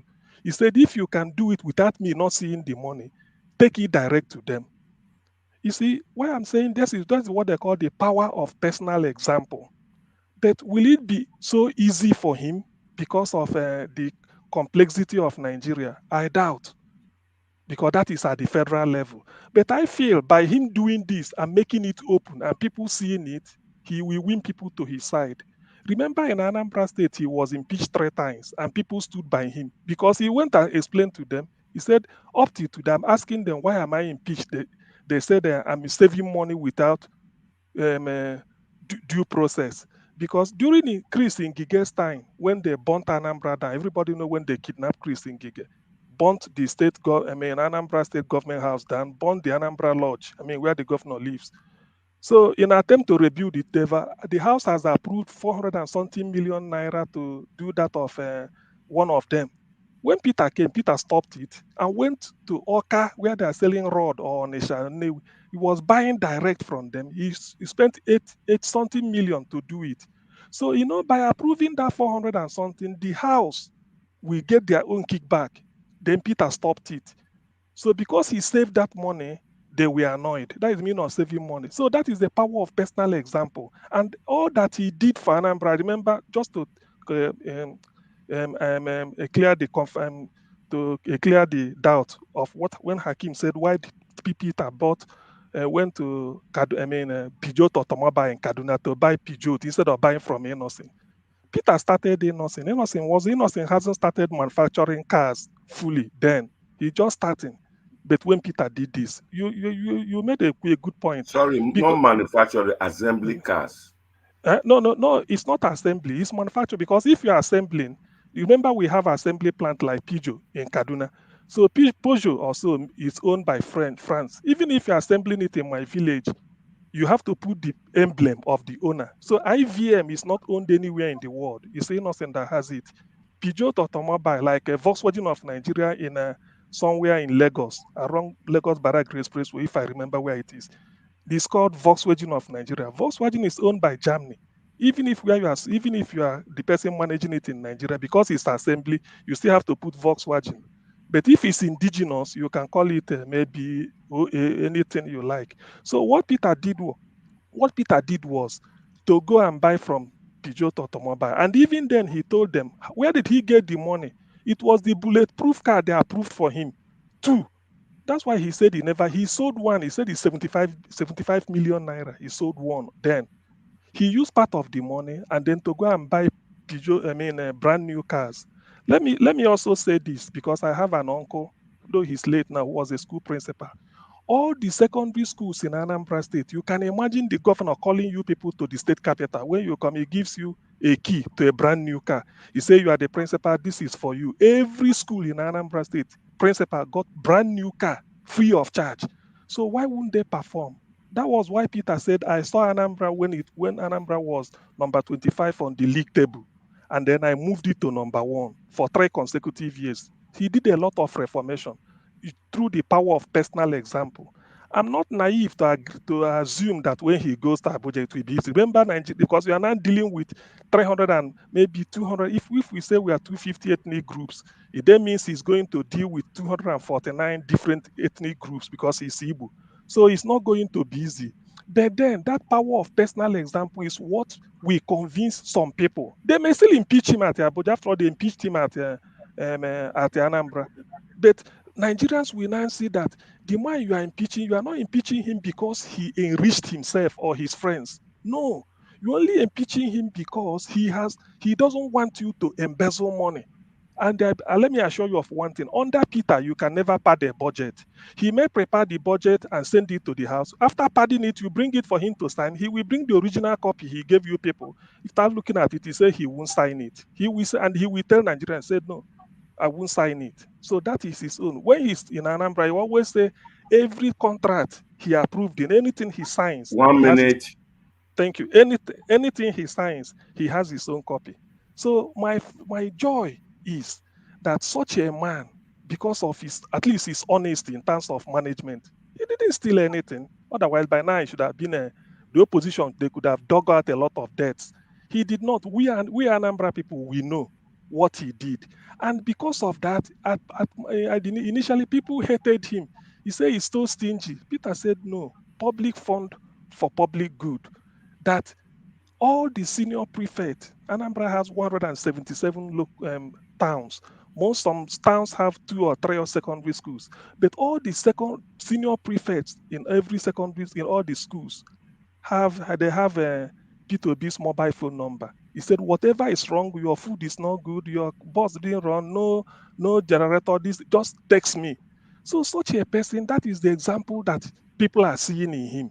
But because he's going to work with, I don't know, he's going to work with people, we now feel that probably it may be rough when he starts. But I feel that people will now understand that the person that is telling you to, play it by the rule is also playing by the rule. That's why let me summarize by saying, Peter said, if you as the governor or the head, you do not steal government money, your wife is not taking, your children, and you prevent your friend from taking, you've cured corruption by 70%, because that is the power of personal example. Which means if I'm not stealing, why should we then steal under my government? So that is one thing with Peter Obi. I wish he will become president and then let him use because leadership is all about character. If the leader, you find out that your boss in the office is good, you will be inspired to do more. So it's the inspiration that is given. If I continue to, maybe as we are going, if I have opportunity again to speak, we continue talking. But my summary is that I wish you will have opportunity to speak again. Thank you. So thank you very much for your contribution. Okay. Thank you. You have elaborated on the type of quality Peter Obi will bring on board, and that is cost maximization versus social project, social spending or social project. On this note, everybody will have chance to speak for the first round, then before we go for the second one.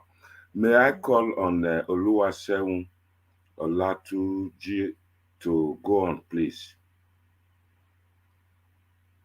Oluwaseun, are you there? Yes, I'm here. I am Olatunde Oluwaseun. I greet you all. I greet everyone. Ipa, I greet you. This is a platform, a wonderful platform for all. I believe we can all hear me. Yeah, we can hear you loud and clear.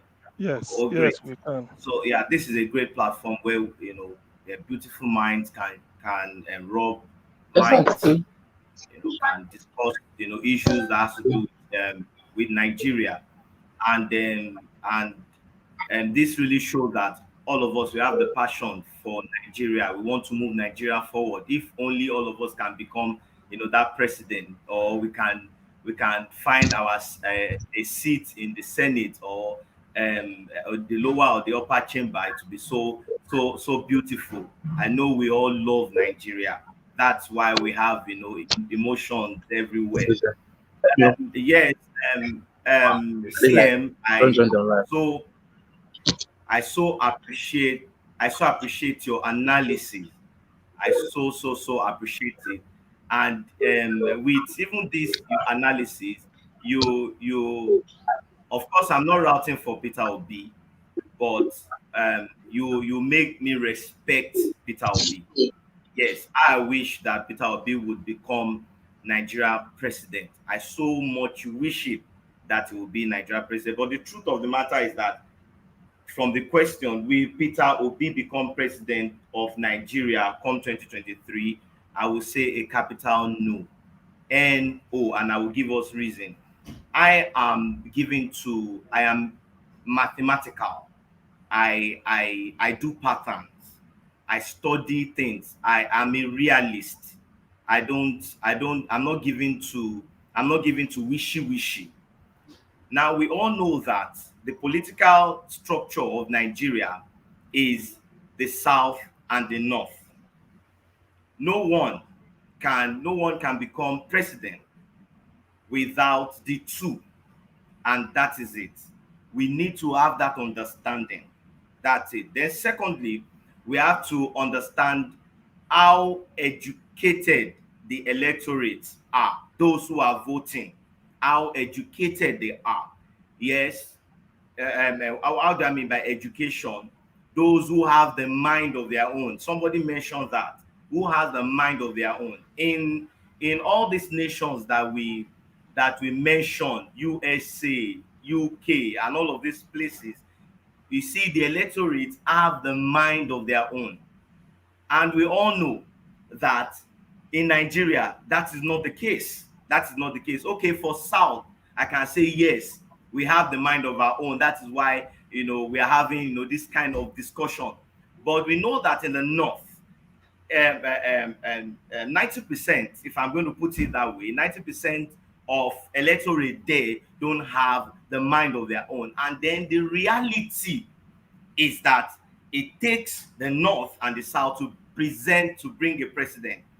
Now we know that this season is supposed to be, the presidency is supposed to come to the South, but PDP, because they understand what politics is all about.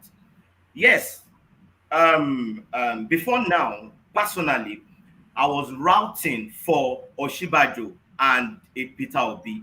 So I told myself, I said I will not vote because these guys are competent. These two, Oshibajo and a fresh breath. How I wish that both of them will be part of the presidency. Okay, maybe Peter Obi will be president and Oshibajo will be vice, or we have Oshibajo as the vice. As the president, then Peter Obi will be the vice. It will be a beautiful, Nigeria setting. But Nigerian politics don't work like that. But the truth of the matter is that, you see, when PDP brought Atiku, reality setting that Sheung, PDP that is bringing Atiku knows exactly what they are doing. And I had to change my mind. From Oshibajo, because now Obi has opted out to Labour Party. And I'm going to say again, you see, the Nigerian political structure, if you don't have representation in 774 local governments and LCDAs that we have, forget presidency. And that's the truth. You will keep coming. Buhari tried it. Buhari, as strong as Buhari is in character, in all these things that we mentioned about Peter Obi, he did not. He tried it the first time, the second time, the third time. He did not win. Not until that merger, that ACN and CPC merger, and that brought him. So we have to have that understanding first. You see, we have to understand the dynamics of Nigerian political system. We have to understand it. So we should not be carried away by character. Yes, we are looking at character. I would have loved that PDP present Obi. It would have been a wow. We have to understand that representation for 774 local government elections are not won on social media. It is grassroots. I'm a grassroots person. I know what goes on the streets. You see, even in the North alone, yes, I'm talking from what I hear, even in the North alone, one person can have up to like 3 PVCs. Anyway, let us just leave that. Now that we are doing a PVC education in the South, to me, what we are doing now, I think it is too late. It is not on election year. And I need to let us understand that Peter Obi, a vote for Peter Obi in this election, because now I'm scared. Why am I scared? I'm scared because of 8 years, another northern 8 years in presidency. And that's so scary, because a vote for Peter Obi, this is my mathematical calculation, a vote for Peter Obi in the South, because already the South is divided, and that's it. Now I'm just hearing that Peter Obi wants to is partnering with Papa, so I is a rumor. I don't think that will happen politically. It will not happen, because not now is agitating for a northern president. They want that 8 years. They still want it. If not, PDP will not bring Atiku, and that's the truth. So a vote for Peter Obi is just a vote for Atiku. That's the truth, because and against Tinubu. Peter Obi, Northern, I know the North will not vote Peter Obi. That's the truth. Except Peter Obi do, you see, it's late now. It's late. Except Labour Party can tell me that they have representation, and we all know that Labour Party in itself is fractioned. Except they can tell me that they have representation in 774 local governments and LCDAs. That's our reality. You see, it is not all these things, all this English you are talking about. Yes, I route for Peter Obi any day, anytime. I route for Oshibajo any day, anytime. But our reality now, I'm talking about now, and my challenge with we the elite, we that we are talking, is that it is on election year that will come out like this. We'll now be talking. It's not election year. It is not election year. Tinubu has been doing his groundwork since 25 years ago. Atiku has been on the platform on this journey, and I always say that Obi left PDP, to me, is a wrong move. That's my own opinion. Please don't crucify me. It is a wrong move, and that's the truth. It's a wrong move. I would have preferred that he stayed in PDP and he stick to PDP, because these two parties are well structured. That's reality.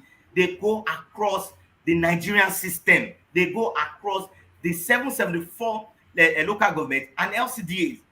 It's not only elites. Now, if we have to do numbers, now all of us we always say that yes, we have 35 over 35 million youth. Go and get your PVC. 35 million youth, and the 35 million youth not they there, not they there.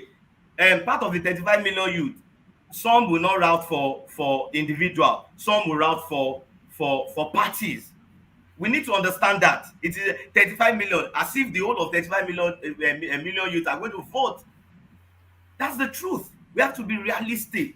And me, mathematically, from what I'm saying, a vote for Obi, it's just going to be, somebody mentioned, Showore was brought to divide. You see, this thing, hey, people, now politics, so we never reach America, we never reach UK, where we say 95% of the electorate are very intelligent, have a mind of their own. North, if you go to North now, they will just vote this person and they will vote. As a matter of fact, one person will vote 4 times in the North. And that's the truth. A friend of mine just came from the North. He said this PVC that we are killing ourselves in the South to get. Go to the North. The collective is just like ATM, like a recharge card over there. So we have to have that 1 minute. So we have to have that understanding that you see, now in this 2023 election, for we that we're enlightened, it is late. We can start doing the groundwork, going to the grassroots, doing the grassroots from 2023 for the next election. Let's begin to do our groundwork. That's what we should do now, because thank you very much. You have tried. You have said something, Mr. Murray. You have to wait for a second, please. You see, I know if I talk now, they will say I'm biased. I will leave Mr. John to. Epa, you can talk. Epa, talk. You have it's a free word now. It's a fundamental human right, freedom of speech. No, they will prosecute me here. I don't want to talk. So we all know what is happening and how the election will go to, except God intervention. If I don't need to talk, I can't tell if I cannot talk. You hear that now? So, Mr. John, go ahead. Okay, thank you. Don't come, Mr. John, go ahead. All right, thanks. I really appreciate it, gentlemen. Thanks for allowing me to speak. First, I have to apologize to I believe his name was Andrew, because I interrupted him, because he interrupted me in the last conversation. I was just I was just messing around. But the thing is that Andrew tends to Andrew and I probably would tend to agree. He wants Peter Obi to win, and I wish him all the best in that endeavor. And like I said, I'm from the Southeast. It would be nice to have an Igbo president, I guess, whatever that means. But the reality is that the people who you should really listen to, at least from their perspective, are people like Akeem and Alua Sheun, who just spoke, because they said some really important things. One of the things that Akeem said, which is the reason why we're having this discussion around Peter Obi, because everyone's seeing Peter Obi as a messiah, but in Mr. John, yes, I beg, when you come to my level, you're talking slowly. I beg. Okay, sure. I'll slow it down. Okay. So let's think about Peter Obi. Peter Obi is being seen as a messiah, and that's because Nigeria has weak institutions. It's only in a country where you have weak institutions that you rely on an individual. We've all been to Nigeria and tried to do business in Nigeria. You try to buy land. Is it real? Is it not real? You try to do business. Is it fake? Are you going to get scammed? These are all a result of weak institutions. And that's why you're hoping on Peter Obi to come and solve all of your problems. But the reality is, when Peter Obi gets elected, if he gets elected, what Peter Obi will be able to do is what he's constitutionally allowed to do under the fraudulent 1999 Constitution. And what he is potentially limited in doing if he's a UK citizen and he has to adhere to the foreign agent laws. Because if Peter Obi is a UK citizen, the UK has foreign agent laws. They're not going to allow Peter Obi to just do anything. He has to, unless he gives up his citizenship in the UK, he has to at least adhere to certain foreign agent laws. So Peter Obi is only going to be able to accomplish as much as what he's constitutionally allowed to do under a fraudulent 1999 Constitution, and what he might be limited in doing if he is subject to foreign agent laws, if he's a UK citizen. This is a result of Nigeria. Everyone putting hope on Peter Obi is a result of Nigeria having weak institutions. You can't do anything in Nigeria because the institutions of Nigeria are very, very weak. So I would actually agree with Akeem. What we should really be focusing on is how do you get to a point where this collective energy that we all have is pointed towards getting us what we actually want, whether that's a referendum, whether that's self-determination, because you have to reconcile the fact that you have what seems like a foreign country in the northern part of Nigeria, right? There's Sharia law in the northern part of Nigeria. And no matter whether it's Peter Obi or whoever else you bring, they're not going to change that. If you try to change that, you're going to war with the people in the north. Is that something you want to continue to try to grapple with for the next 100 years? I also heard someone say, oh, you can't compare Nigeria to a modern country. It's only 100 years old.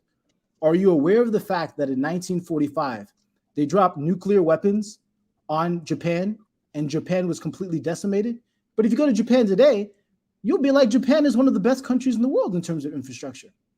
So it's not a function of how much time Nigeria has been a country. It's a function of the fact that it has irreparable institutions based on a fraudulent constitution. Now, is Peter Obi going to be the president? Well, Peter Obi is going to be the president if he can somehow defeat the war machine of Tinubu in the Southwest. And he could also, you know how they have, they're planning for no elections in the Southeast? Here's a newsflash. They also have no elections in the Northeast and no elections in the Northwest, but it's no elections for people who are not voting the way they want you to vote.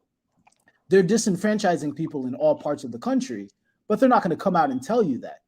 So Peter Obi can definitely be the president of Nigeria if he can get over the hurdles amongst hurdles that he has with competitors that are literally willing to kill people to get their way.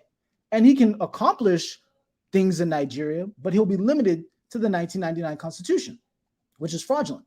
So why don't we ask Peter Obi, who I hope gets it? Because if you have to compare the three people, Peter Obi clearly is the one that is the least corrupt. So why don't we all ask Peter Obi, why doesn't he come out now and address the court case in Abuja that has to do with self-determination and referendum? Why doesn't Peter Obi tell us in explicit detail what are his plans for giving people real control over their destinies? How is Peter Obi actually going to take 100+ million people out of poverty and re-educate them to make them competitive in a modern world overnight in 8 years? So Peter Obi can come tomorrow.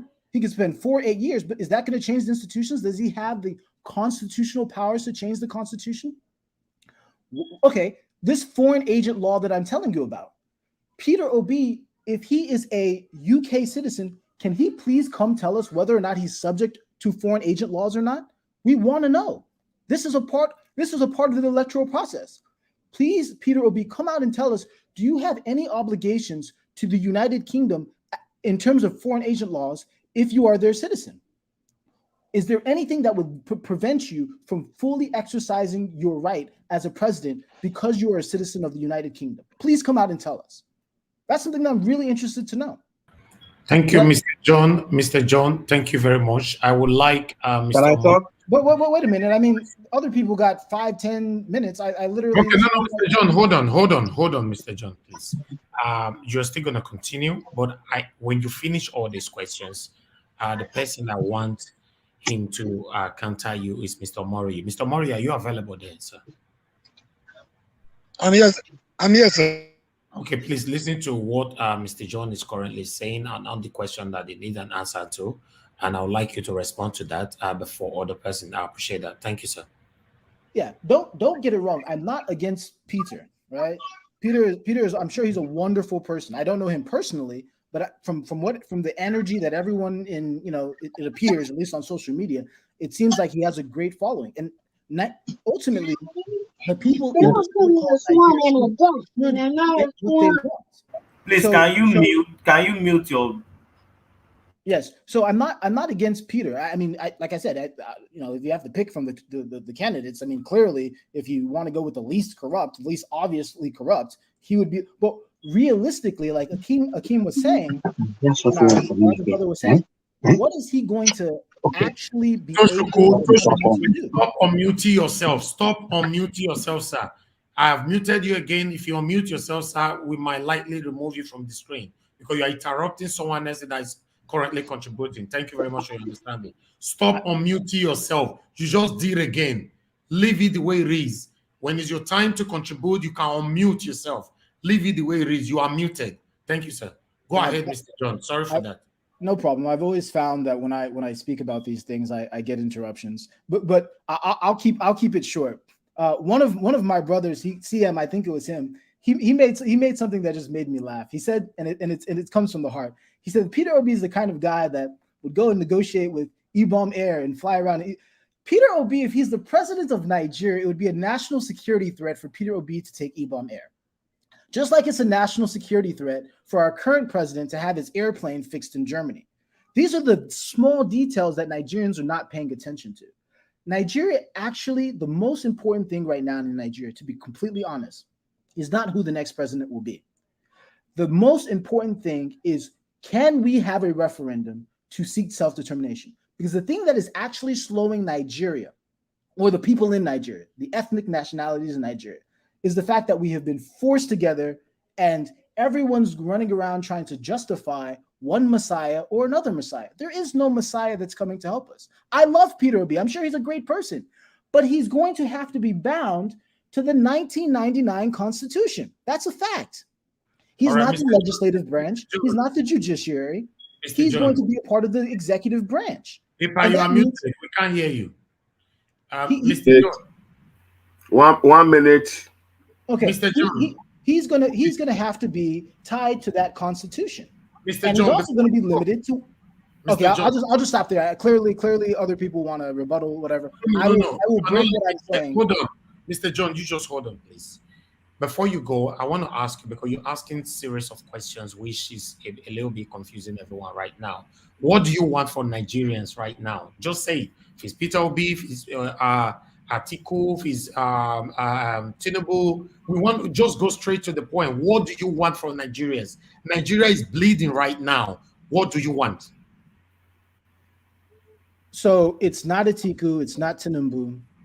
What I would want is for Nigerians to wake up and realize that the most pressing issue in Nigeria right now is not who becomes president in 2023. It's what happens after. And so if you guys have this, and again, if you guys have all this energy, Mr. John, no, hold on. Someone must become a president before we can think about after. All right. Is that sorry? Right when did you study constitutional law? Are you telling me that there's no other route to giving people choice other than going ahead with an election? Mr. John, we already have candidates. All right. Okay. So amongst all these candidates, yes, what advice do you have for Nigerians, and what do you think will be better for Nigerians right now? So again, you're not going to be able to pigeonhole someone like me to picking from a set of 3 people when I know there's another alternative, right? What's the alternative? Say it again.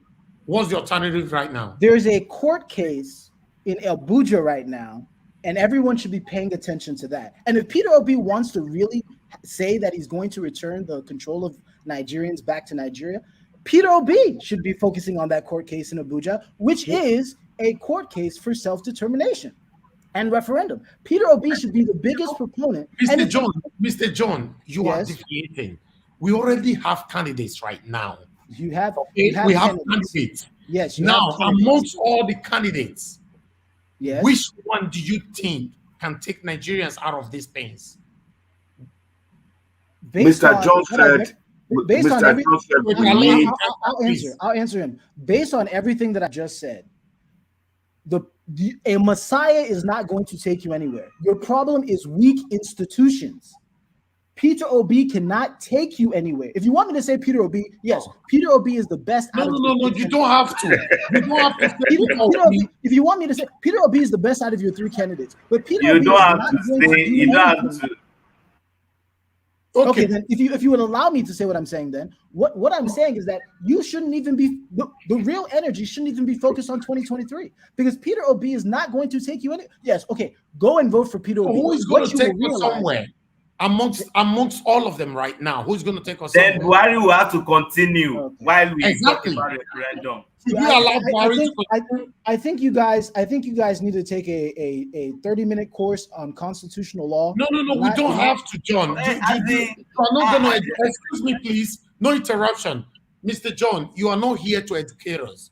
There's a simple question we are asking you. You could not answer it. We have candidates.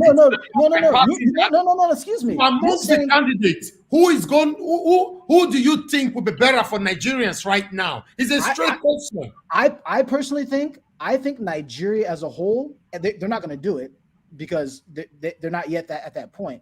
Nigeria as a whole should boycott the entire election. That's what Nigeria should actually do. We should break it. No, they should for a referendum.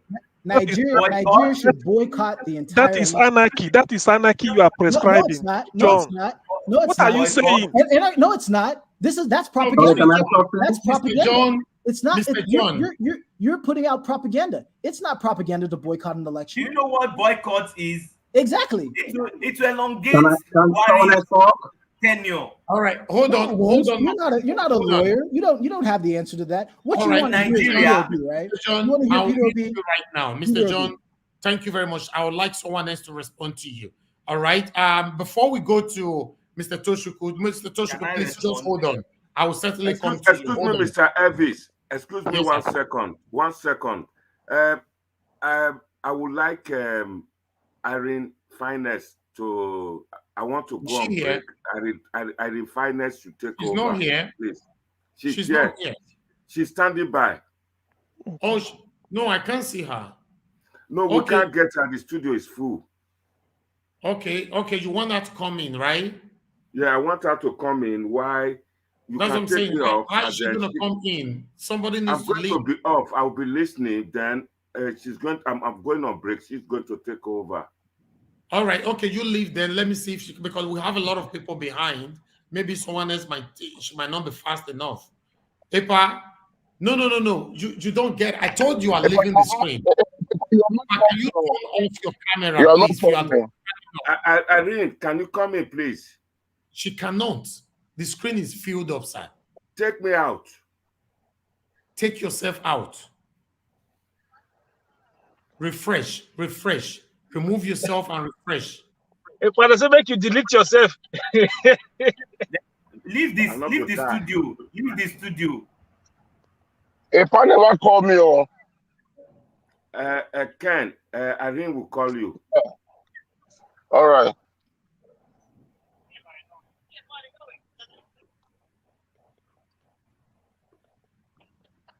Okay, let me remove you, sir. Don't worry, let me remove you. Since you cannot do that, I'll do that now. He's gone already. He's gone. He's gone. Yes, I've removed him. I've removed him. All right, my people. Mr. John mentioned a lot of things earlier on. We're waiting for the Irene's word, though, if she's available. We have someone else taking this space already. That's what I'm saying. You know, someone else just took the space. So, all right, yeah, too fast. Everybody, mute yourself. I'm sorry. We want the Irene's ward to be here because she's going to moderate this place, everyone here. So if she's not here, we cannot continue. We have to end the show right now because me, I'm not available. It's not my show. So, but before that, I want Mr. Mori, just in 2 minutes, respond to what Mr. John was saying. Then we go to Mr. Toshiko. Yeah, Mr. Elvis, thank you very much for this privilege. I consider it a privilege once again to be given this opportunity. Yeah, a lot of things were said. I don't know if I can crave your indulgence for more time, please. From even before John, there are a lot of people made a lot of insinuations I would like to respond to. I will try as much as possible to be brief, but 2 minutes, please, will not be enough. From Akin to Mr. Ziolab to Dean to Mr. John, they raised a lot of sensitive and vital issues. Please. Hello. Okay, go ahead. Go ahead. Yeah, at the point where Mr. John was talking, I had an incoming call and the volume went drastically down. Couldn't really get a lot of debate. I've seen the concluding part has made me realize where he's coming from. I know where he's speaking from. I speak to them every day. I live with them every day. So I'll be able to respond to him. For Mr. Kim to Latudin to Mr. John, I want to believe some of you were listening to me while I was talking. My earlier submission, I said, by my position, Mr. Elvis, you know my position. I was one of the people that started Showere's movement on this show even before he came on board. But now that is not where I am right now. The Showere message was not resonating with a lot of people. If Mr. Obi message is resonating, it's not just about Mr. Obi this time around. And a lot of people spoke about education. They see education as going to university to get a degree. No. Our forefathers, our old brothers and parents at home can be educated. Just the way we are doing now. Informal education. The Hausa the Hausa people, the Fulanis, you say they are more politically savvy. No, most of them are not. They don't go to school to get a degree on political science. They are always on BBC Hausa, which I also enjoy Mr. Obi to do right now. That's your radio. That's small radio you listen to every day. It's more powerful today than Harvard University. So if that is the education we want for our people right now, what's stop us from giving the education the way we are doing here? I try as much as possible to come here, not to antagonize people. But a lot of people are still backward. They don't know where we are. They don't know where we want to be, what we want to use this forum to achieve.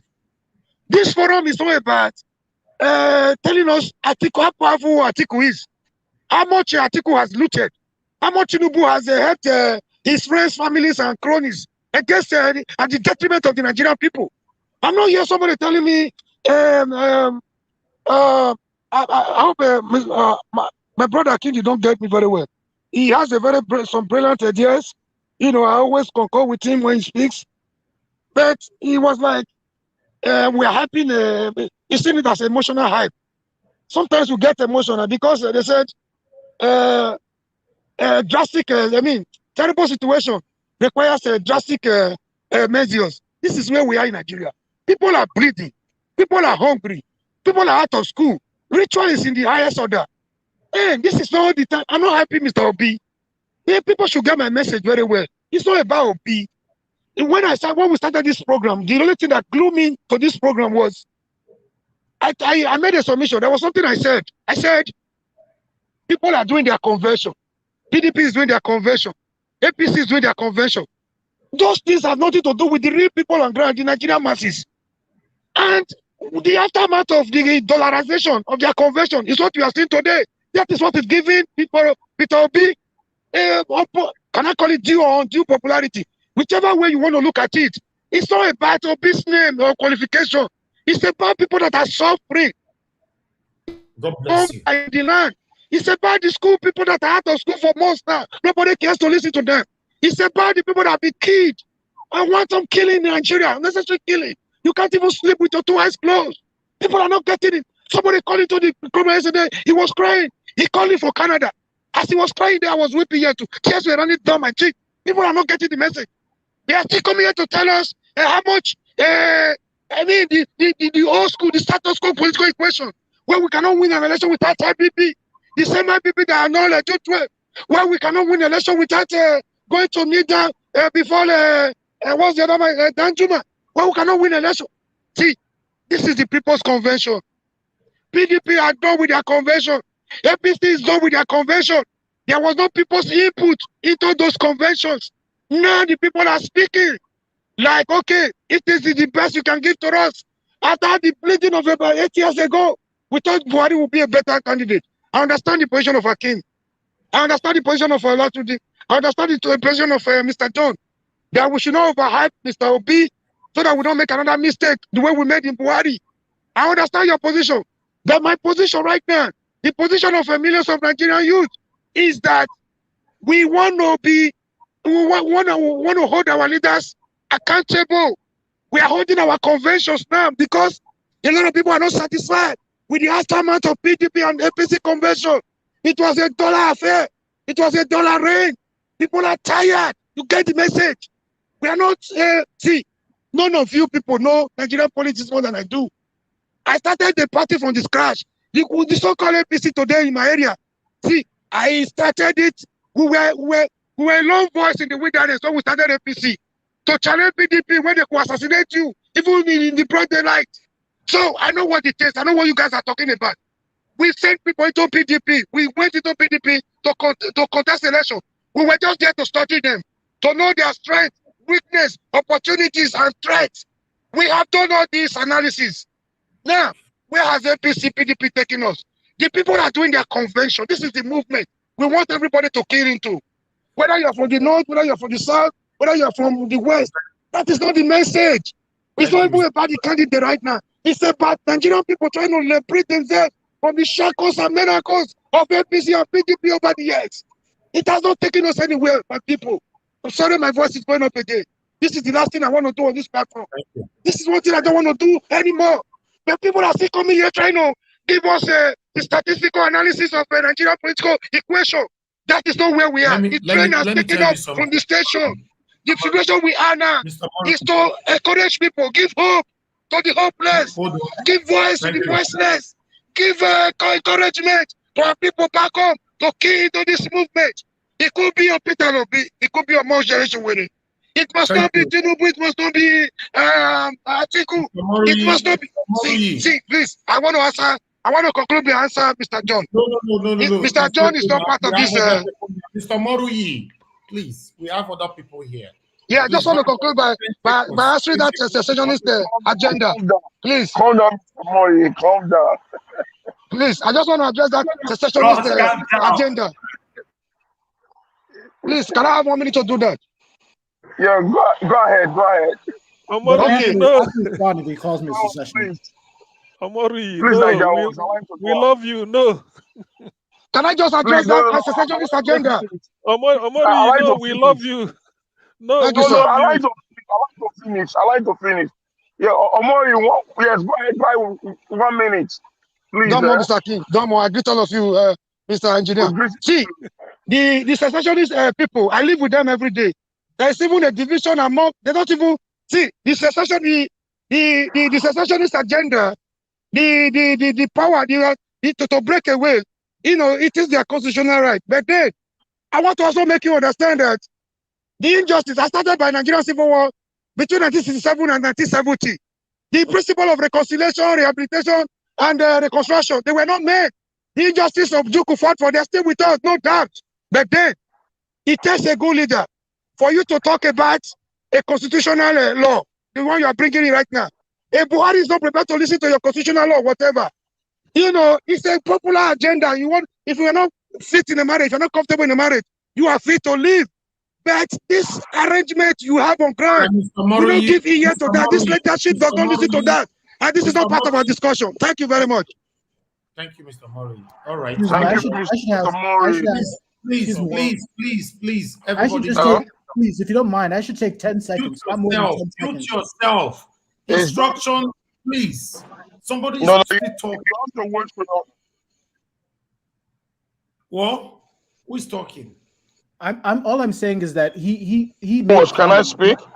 Yeah, I'll just take 10 seconds. I don't want to interrupt you. No, Mr. John, hold on. Hello? Hold on. Engineer Ken, please hold on. I'll come back to you, please. Everybody Hello? mute yourself. Hold on, Engineer Ken. Is anyone hearing me? Yes, we can hear you. I just muted you now. Engineer Ken, I think you have issue, and if you leave now, the Irish word might take your space because you have issue right now with your system. You see, you can't hear us. The next person to talk to us now is Toshuku, but I have an issue with you, Engineer Ken. We can't mute you. I think your system. All right, let's see. I just hope somebody else don't take your space before you come back. Irish word, you can be trying, please. You know, anybody that takes your space now. All right, Toshuku, please talk to us. Okay. Yeah. Thank you for the opportunity. Okay. Can you guys hear me? Yes, we can hear you. Go ahead, Toshuku. Okay. Good. So, I apologize. I mean, I had some issues in my background, so sorry about that. So, what I want to say will be very brief. Please let it brief. Yeah. So, I mean, regarding your question as to whether Obi can become the next president, well, what I will tell you guys is this: Obi cannot be president without the support of, the Nigerian youth, without the people who have been, the Nigerian government have rendered hopeless right now, without people who are actually poor at this moment. Obi cannot become president without the support of every well-meaning Nigerian. Now, I see a lot of people talk about Obi, but they don't know him. Now, Obi was my former boss. He was the chairman of Fidelity Bank, and I was there many years ago. And of course, before he became governor, that's when he stepped down for Christopher Eze, if I'm not mistaken. Which year was that? Which year was that? I can tell you between 2006, 2007, when we were former FSB and Money Bank merger, forming Fidelity Bank. All right. So now, of course, before banking consolidation in 2006. Now, let me tell you, for people who doesn't know Obi, Obi is a man of credibility. Obi has integrity. Obi is sound. Obi is well educated. Obi, for me, Obi should be the next president of Nigeria. Obi will be the good thing that has ever happened to Nigerians. I'm not saying it because Obi comes from where I came from. No, I'm saying it because I know who Obi is. Now, a lot of people have been asking what Obi will do. I'm sure, and I will tell you, Obi had a lot of things to do. People compare, Buhari came, we thought we was going to implement change and all that. You can't compare light and darkness, right? This present government does not have value for education. They don't know what education is. They don't know what life is. So you can't compare them, right? So now for Obi, the reason why you see all of them are very, they're not comfortable because Obi is coming on board. Because you know why? Because when Obi comes, those things they are eating, those wastage is not going to happen. Yeah. Try to get Obi message clear, very clear, loud and clear. Obi says, there is nothing to share anymore. And that is the fact. For people who doesn't know Obi, right? Obi, I can tell you, let me tell you, if you guys know banking properly, Fidelity Bank was never a bank to reckon with back in the days. And of course, after the post-banking consolidation, right, banking crisis, I can tell you, till today, Fidelity Bank is one of the strongest banks in Nigeria. So the issue is this. This is the legacy that Obi was was able to, put in place before he left. It was by virtue of the fact that he became governor that he stepped down as a chairman. But I'm sure today he's still the major shareholder of Fidelity Bank and maybe one other bank, if I'm not mistaken. So, and I can tell you, Obi have been able to pass a message that have resonated in the minds of youths, elderly, everybody. What I expect we should be talking about now is how do we deliver Obi? How do we make Obi's dream a reality? Exactly. That's what we should be talking about. I do not expect us to be talking about, contemplating at this moment. Look at the parties involved right now. Even if they close you, even if you're blind, who do you need? That is the question. The answer is there. It's not something you believe it or not. But that is the truth. Even people, his opponents, people who are contesting with him, they know. And they know that P2B make a difference. And he's coming. He's not a saint.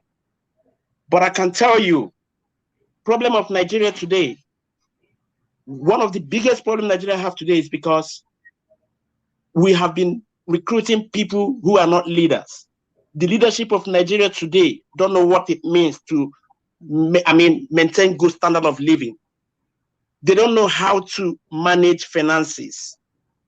Obi is a wealth creator. He can manage finances. Fidelity Bank, I was in Fidelity Bank when banks of all banks, Oceanic Bank of all banks, Intercontinental of all banks, when those banks went down, all of them, name them. Round up in 1 minute, please. Right?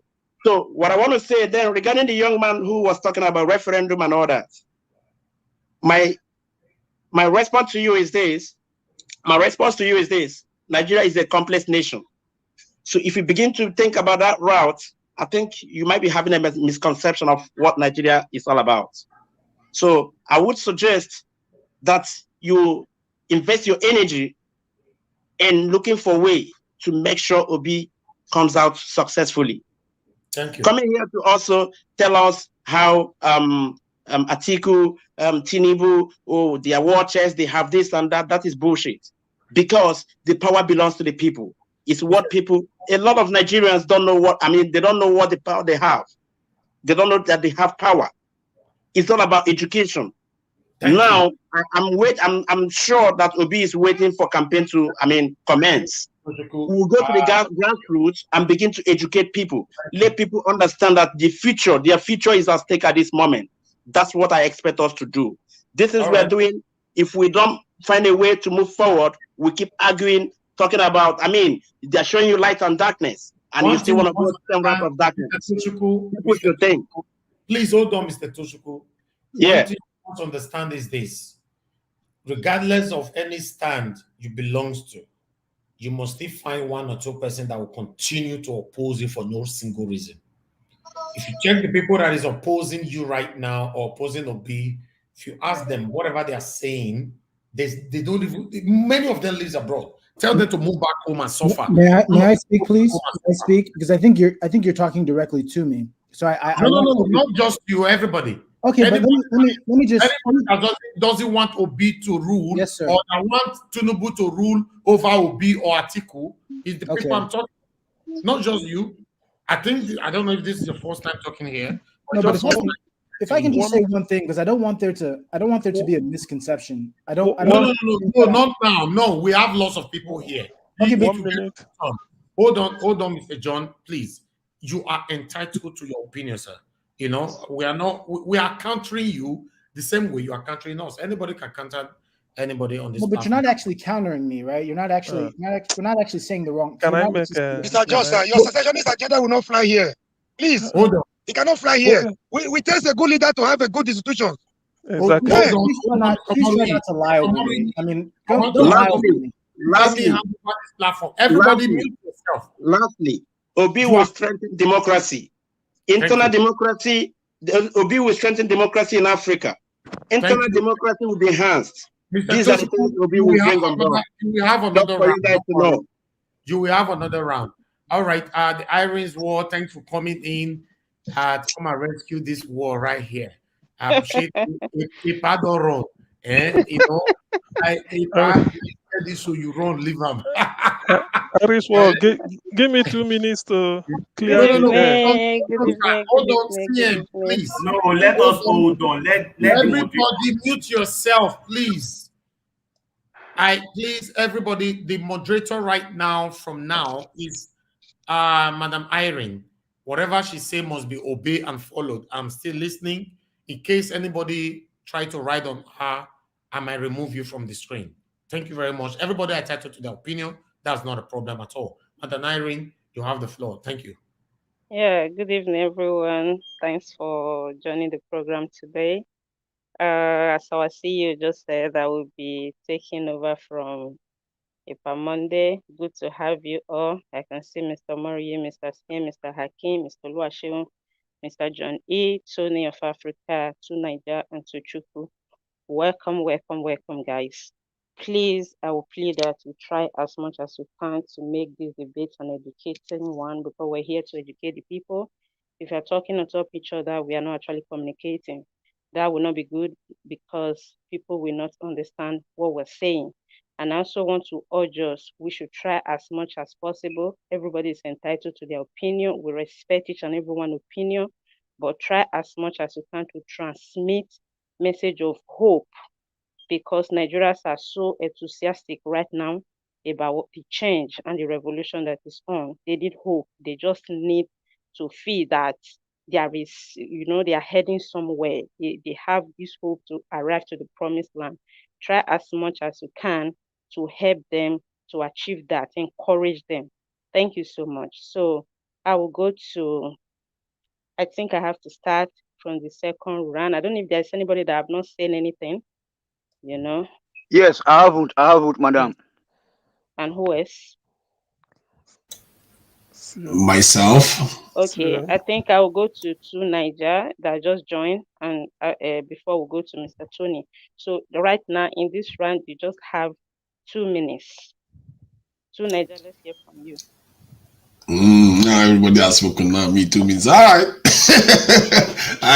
Okay.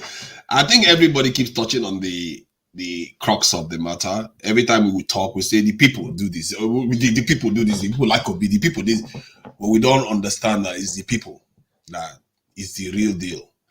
When I'm not a big fan of Obama, but when he said we are the people we have been waiting for, or something like that, or to that listen, we the people are the ones we are waiting for. If our people decide that they want something different, they will get something different. I've always said it. We are the problem and we are the solution. We have to realize that this idea where we believe that a savior is going to come and save us, we have to be careful, because in a world where a Pakistani president can be removed from office, you have to be careful who you are considering your savior. By forces that are operating in ways you can't even start imagining. You have to rely on yourself, the people. Because that's, when I thought about it, that is the only way to frustrate any force in this world, is the people power. If you trust elites, Obama was shining like gold when he came into office. People were in tears. But he killed Gaddafi, and we are suffering the consequence of it today. We have to be careful when we just take things like that. Peter Obi is, on paper, is the best candidate by far. On paper. But we have not seen the running mate of the others yet. We have not seen anything. Right now, if I was to vote today, I would vote for Peter Obi. Why not? Why would I vote for the other two that look like Agberos? Mr. NIGERIAN, do you think knowing the running mate of Mr. Peter is going to make a change, or don't you see that in Nigeria is like the seat of the vice president is not really visible? And the running mate matters significantly. What if he chooses somebody that has been convicted several times of corruption? And then suddenly all hell will break loose. You see what I mean? So these things matter. You're talking in the area of choosing, not what the running mate is going to perform. Yes, because it will change the complexion of the entire process. Because the reaction we are getting right now is the fact that people clearly dislike the two candidates that have been picked by the other two major parties. If it was Wike that was in PDP right now, the ascendance of Peter Obi will be less. You see my point? The dynamics is what is playing in its favor right now. What's his name? Peter Obi was in Downing Street just 3 weeks ago, and he came out on this thing and they took a picture together. So all these things that are going on, that's why I say we have to rest the power on ourselves. We have to start making our demands now, saying, if you want to make it into office, if you want to get our vote, tell us that you're going to make public accounts public so that we can start seeing what you are doing with our money. If anybody, this point is very important. If any politician tells you that, they have to hide the money so you can't see it, don't trust them. Thank you. Thank you so much. Mr. Tony, I will come to you, but please try as much as you can to stick to the topic of the program. You have the floor. Okay, thank you, madam. Good evening, my queen. Thank everybody. Now, good evening. Do everybody. So, first of all, those people that are bringing Peter Obi, too much embellishment.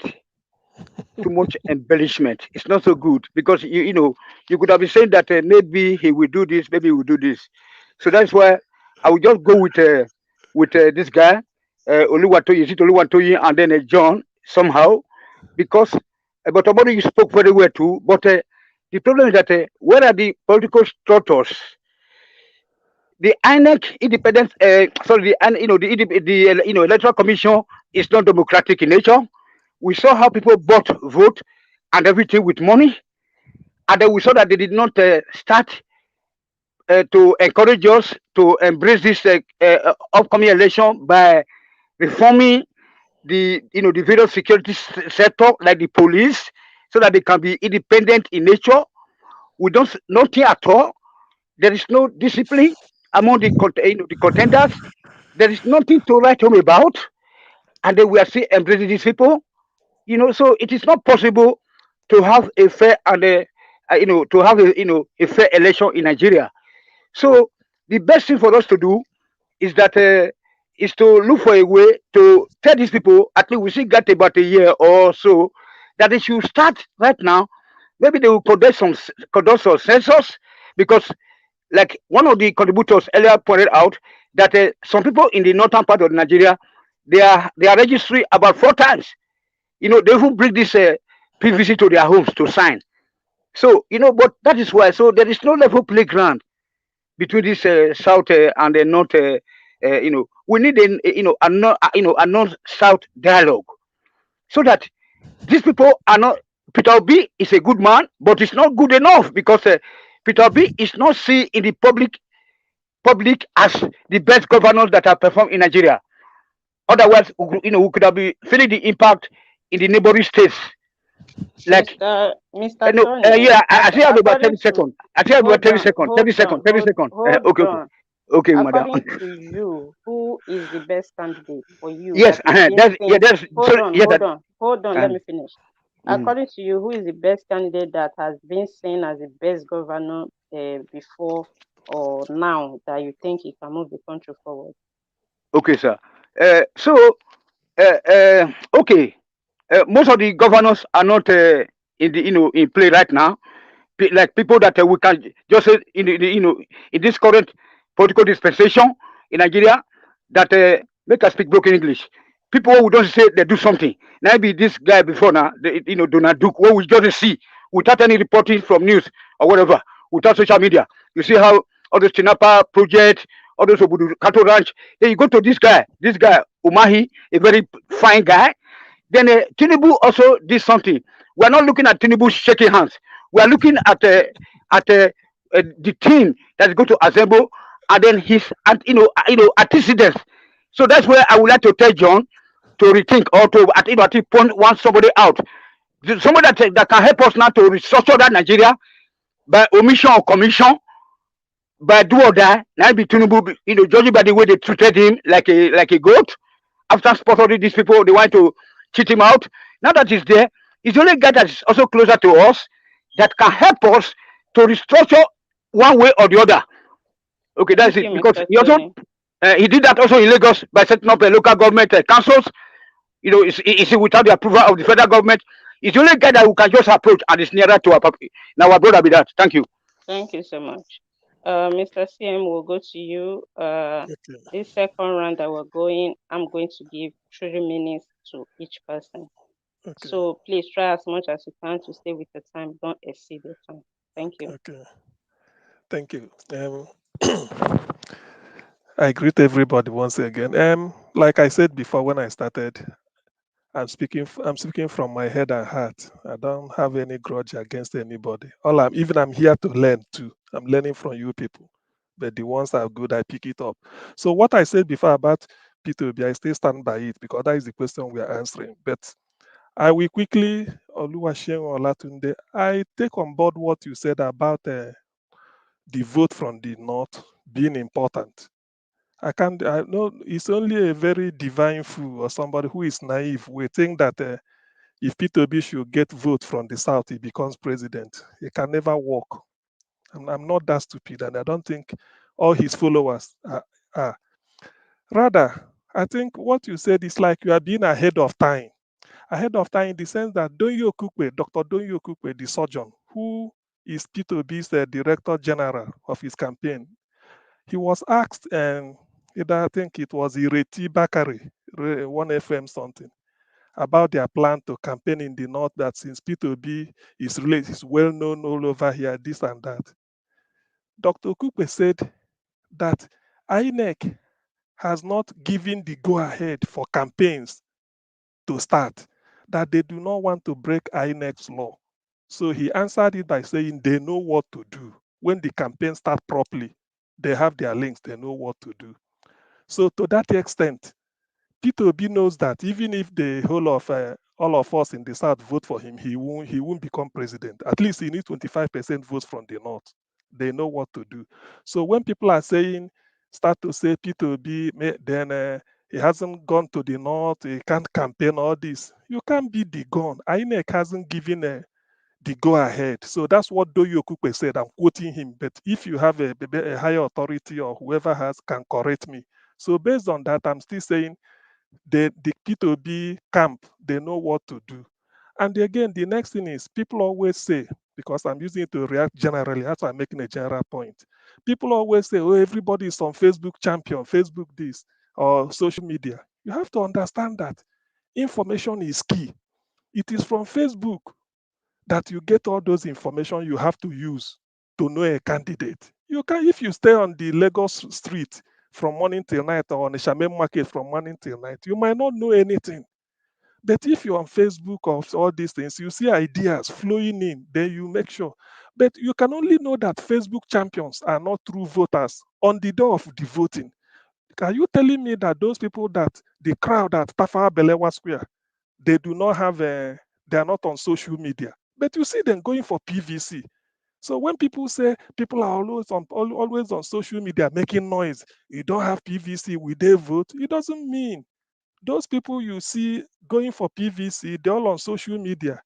Everybody, at least NIGERIAN Watch Mr. one day, Mr. just CY, Mr. CM, sorry.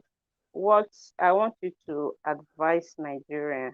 What do you think is the best step for them to take right now as it well, goes? okay. The best step for them to take now is to keep up the momentum. P2B is the God sent, based on the evidence before us. That is the candidates that have shown their hands that they want to contest. I'm not saying if I'm not being sentimental here. P2B is the best. Now, how do we get P2B in through already the system is corrupt and very rough. How do we get them in? So that is what everybody should now be saying. How do we make sure that P2B gets in? Let them not lose hope. Let them pray that first you do the one you can do by getting your PVC. That is left for you to do. Then after that, seeing that what you've done, the quality you see in P2B, you relate it to other people and tell them that these are the problem we are facing because presently Nigeria is a very corrupt system. People are stealing money left, right, and center. What can power of P2B's personal example do before we now talk of any other thing? We have a 2014, what is it called, confab report yet to be put into action. Maybe P2B goes in. We can like Nigeria is saying, this is what we might be demanding. When you go in, this is what we want within 6 months, within 3 months. So, but all these things, we won't lose hope. That is what I will advise Nigeria. Don't lose hope, then keep pushing, because the momentum, who knows, we push P2B across the line. Thank you. Thank you so much. In the area of sentiment that you just talked about, I believe it's like many people are misunderstanding sentiment with enthusiasm. Nigerians are enthusiastic right now because of how the whole things are going. It's been so many years that we don't have a third force in Nigeria, which make APC and PDP, they are so relaxed. They feel that they are untouchable. So I believe that is one of the reasons that is provoking the political revolution in our political space right now. People are having hope. People think, okay, let's try. Because one thing some people should know that are thinking maybe Obi followers are too sentimental and all that, they don't want to hear that Obi will not win. The truth is that I spoke with so many of them on daily basis, both in diaspora and far back home. Many of them are not even in the race of do or die that Obi must win. They just want to fight and see what will be the result. If they win, fine. If they don't win, let it be that, okay, they have dragged with APC and PDP. At least they have shaken them, because it's not normal in any country for two political parties to just be there. They see themselves untouchable for a country that have how many registered political parties. So I think it's a plus to we Nigerians. I don't know how other people are seeing it. Right now, we'll be going to Mr. Moriye. Mr. Moriye, your 3 minutes, please. I want you to talk to us on this topic. Please try and maintain the topic we are. Let's hear from you. Thank you so much. Madam, thank you very much. Greet you, my beloved, wonderful sister. See, sometimes I get emotional, not just because I'm a troublemaker or I take delight in attacking people. See, I try as much as possible not to raise my voice. When there's something we started here. The aim of this program, I have other sister programs where we go listen to, where we go talk, where we, the one thing here is we are here to preach hope. We are here to preach the power of the people. That the power of the people is not that the so-called people in power. That is what is connecting me. That is the bond I have here with this platform. Other than that, if people talk about grassroots mobilization, sorry, I am not trying to blow my trumpet here. With all sense of modesty, with all sense of humility, I want to say, in Edo State today, I senior on Shomole in APC. I'm senior to Eze Yamu in APC. Anybody, any of their fans can ask me here, why Eze Yamu was still in the PDP? We were already in AD, having the courage to challenge PDP. Even when we knew we were going nowhere, because we have gone round. We went to PDP to even contest. We're not there to win, just to study them, to go to meeting with them, to see how they hold their nocturnal meeting, how they hold their, what they discuss at their witchcraft meeting, where at their coven. We went there just to study them. So before we broke away, to be able to correct the people's sympathy. So if you talk of PDP and APC, with all sense of modesty, nobody understands them more than we do. So when APC, when Shomole was still struggling with labor, romancing with Atonanini, begging for a PDP ticket, we're begging for them not to accept him because we needed a voice. If you talk of grassroots mobilization, I understand it more than any of you here that feel, we know that no Satana can win an election without a Northerner. No Northerner can win an election without a Satana. We know the segregation against the Igbo man candidacy. We are all aware. But I want to say, when people are tired, when people are desirous of their liberation, when people are ready to be liberated, when people are ready for their freedom, no article, no Tinubu, no dollar can stop it. I don't want to take much of the time. I want to go straight to the point. Peter Obi, whatever, he's not even, if I wanted to address it, Peter Obi, I have a lot of things going for him. I also have a lot of commands for him. One of the elite, been to PDP and all that. But what I have for going for Peter Obi is, if I waste more time with the little things I want to, the little minus in my have. But that is not even my point. When we started this program, I told Mr. Israel, Machiavelli, I say until you we start having people's convention, people's parliament, just the way we are doing right now, those leaders, those parties cannot project, cannot produce leaders that will be accountable to the people.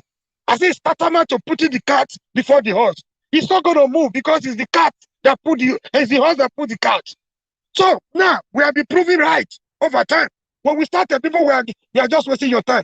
You are in America talking of what is happening. Why can't you come back home? Social media cannot do this. Now that they see that social media is powerful, the people are responding to, they are waking up from their slumber, they are changing the narrative. It's not about to be. The movement is about the people. I call it the people's movement for liberation. This is the time for us to wake up. Don't give discouragement. Give the people hope. There is hope for us. Mr. Murray, do you think this is a kind of a similar movement like the NSAS movement that we had in Nigeria before? Thank you very much, madam. A similar movement, just the way, if I may borrow your word. But the difference is, the NSAS movement, we organize in such a way that it will not have a face, it will not have a personality, so that they cannot. We were aware of how they could come for anybody.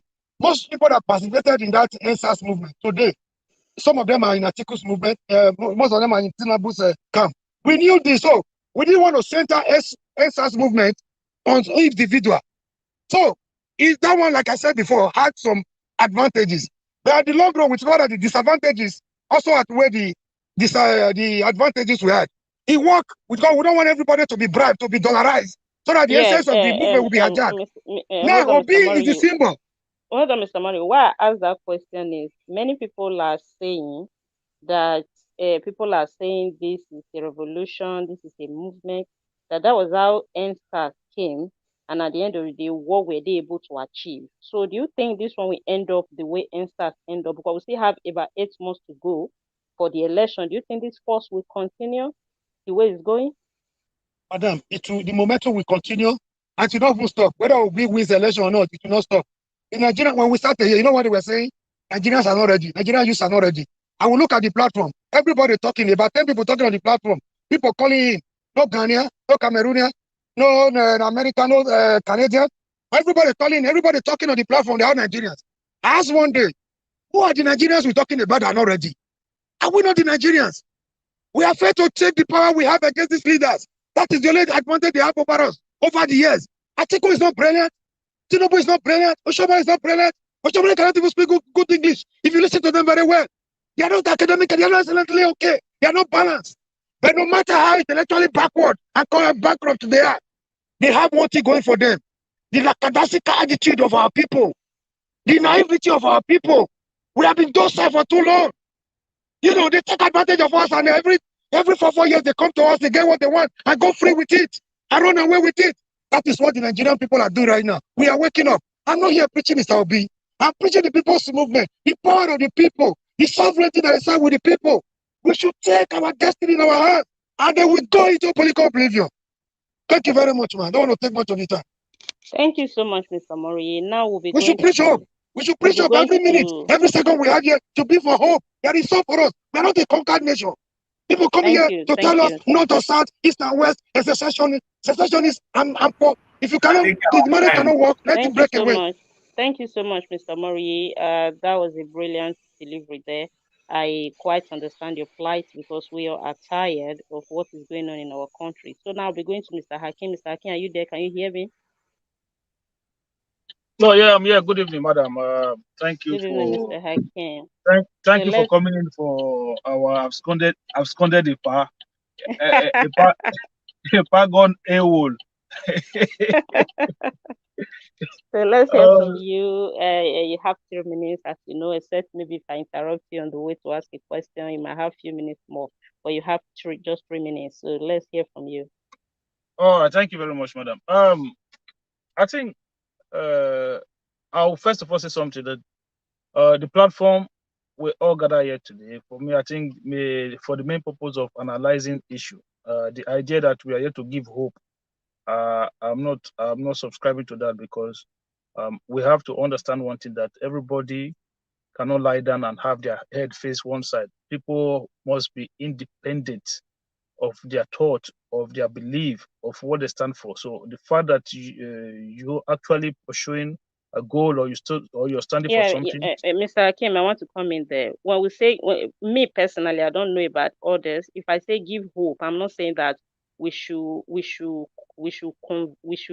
obligate somebody to vote for maybe a candidate that you're supporting. But you can see in Nigeria right now, in fact, frustration is understatement. Many people are frustrated in that country. They just needed somebody to like tell them it will be all right, even if you don't give them a candidate. Get your PVC. Let's speak truth to the power. Let's, vote what you think is right for you. I think, in my own opinion, that is the direction I'm going about speaking hope to the people, not the other way around. You can continue. Oh, thank you very much. I think in that aspect, I think what the observation is that everybody knows that we are sick. Okay, we are sick. Everybody knows that. But what I'm beginning to understand since this OB movement started is that we actually don't know what is wrong with us. So if we are now in a situation whereby a lot of us now believe that our problem is one man. We need one man to come in. Mr. Akin, don't you think that is too harsh for you to just say people of about more than 200 million people don't know what is wrong with them? No. I said we all know that we are sick. We have an issue. Okay. I said, but you said since this OB movement is, you have come to realize it's like we don't know what is wrong. No, I said a lot. I said some of us. I said, okay, sorry, maybe I might have used the wrong word. Some of us, not. Let me. I say, okay, let me use the original language that I used before. We don't know what is wrong with us, because if we know what is wrong with us, the diverse opinion as to if is it OB that is going to solve the problem. Is it? I think it's a bit harsh in my opinion, because you can't just say more than 200 million people don't know what is wrong with them. Okay, there's a I'll just finish, then you can then counter me after, so that I can arrive at the destination that I'm going. Yeah, go ahead. Okay, sorry if it sounds a bit too harsh, but I'm just trying to arrive at a point. So what I'm trying to say in respect is this: if we think that we've had Obasanjo, right? We've had a combination of Yaradua and Jonathan, and then we've had President Muhammadu Buhari. So after this Buhari government, I myself have come to a conclusion that those people were not the problem. That is my own conclusion now, that those people were not the problem. I saw APC manifesto, the same thing that CM told us that Obi is going to do when he becomes president, that if he send the budget to the National Assembly, if they pad it, he will return it back. Muhammadu Buhari did the same thing in his first year. He did exactly. He sent a budget to the National Assembly and they padded it. The man refused to sign it. Guess what? No problem. They held the budget. In June, he was the one begging them to bring it back. He was begging them to bring it back. He ended up signing a padded budget. You have no choice, my sister. Listen, I don't know. It's like, I've always told you people, Obi is a very good man. I think a lot of people are going to set him up to fail. And that is the problem. We have a problem of a structural defect in our system. So why are you putting a 1 million man march for Obi? Why not put a 1 million man march to the National Assembly? Let us take our tent, let us take our food, our water, and camp there and demand that our country be properly structured, so that the day you get an Obi to come and govern your country, you know that the system is there for him to work and succeed. But you are pushing a man to come and govern in a defected system. So when he fails, then you begin to criminalize him the way you criminalize others. You begin to criticize him the way you criticize others. NIGERIAN was asked a question: who do you choose among all of them? I'm not choosing anybody, because I don't think these people are the problem. I've come to realize that it is not an individual project. This is a Nigerian project, and we all should be the one. Forget the 1 million march for one person. Let us go there and demand that our country be given back to us and taken away from these people. Because at the end of the day, do you think the body can actually move well without the head? No, it doesn't work like that. Because I know that you have been hitting on this House of Assembly issue, and we all know that the foundation of the problem probably is from there. but it's like you are undermining presidency, concentrating more on the House of Assembly. Do you think one can work without the other? Both of them, they work together, but the difference between the analogy of using the body working without the head is two different things, because these are two separate, independent body. We need to understand that the National Assembly is not a body under the presidency. No, it is an independent body of its own. It has its own power, just as the presidency is an independent body of its own. It has its own power. So but in our country, where we don't really practice a democratic government, do you think presidency don't interfere in most of the decisions they took there? Yeah, but I just told you now that it happens to Buhari. He sent a budget to the National Assembly and they padded its budget. And when he sent it back, they refused to amend it. And then he ended up signing a padded budget. So at the end of the day, we are expecting one man to come in and rescue Nigeria. The project is bigger than one man. You have to look at a system. You have to look at a system whereby if you bring a company to come and set up a power plant in your state, that power will be transferred to the national grid.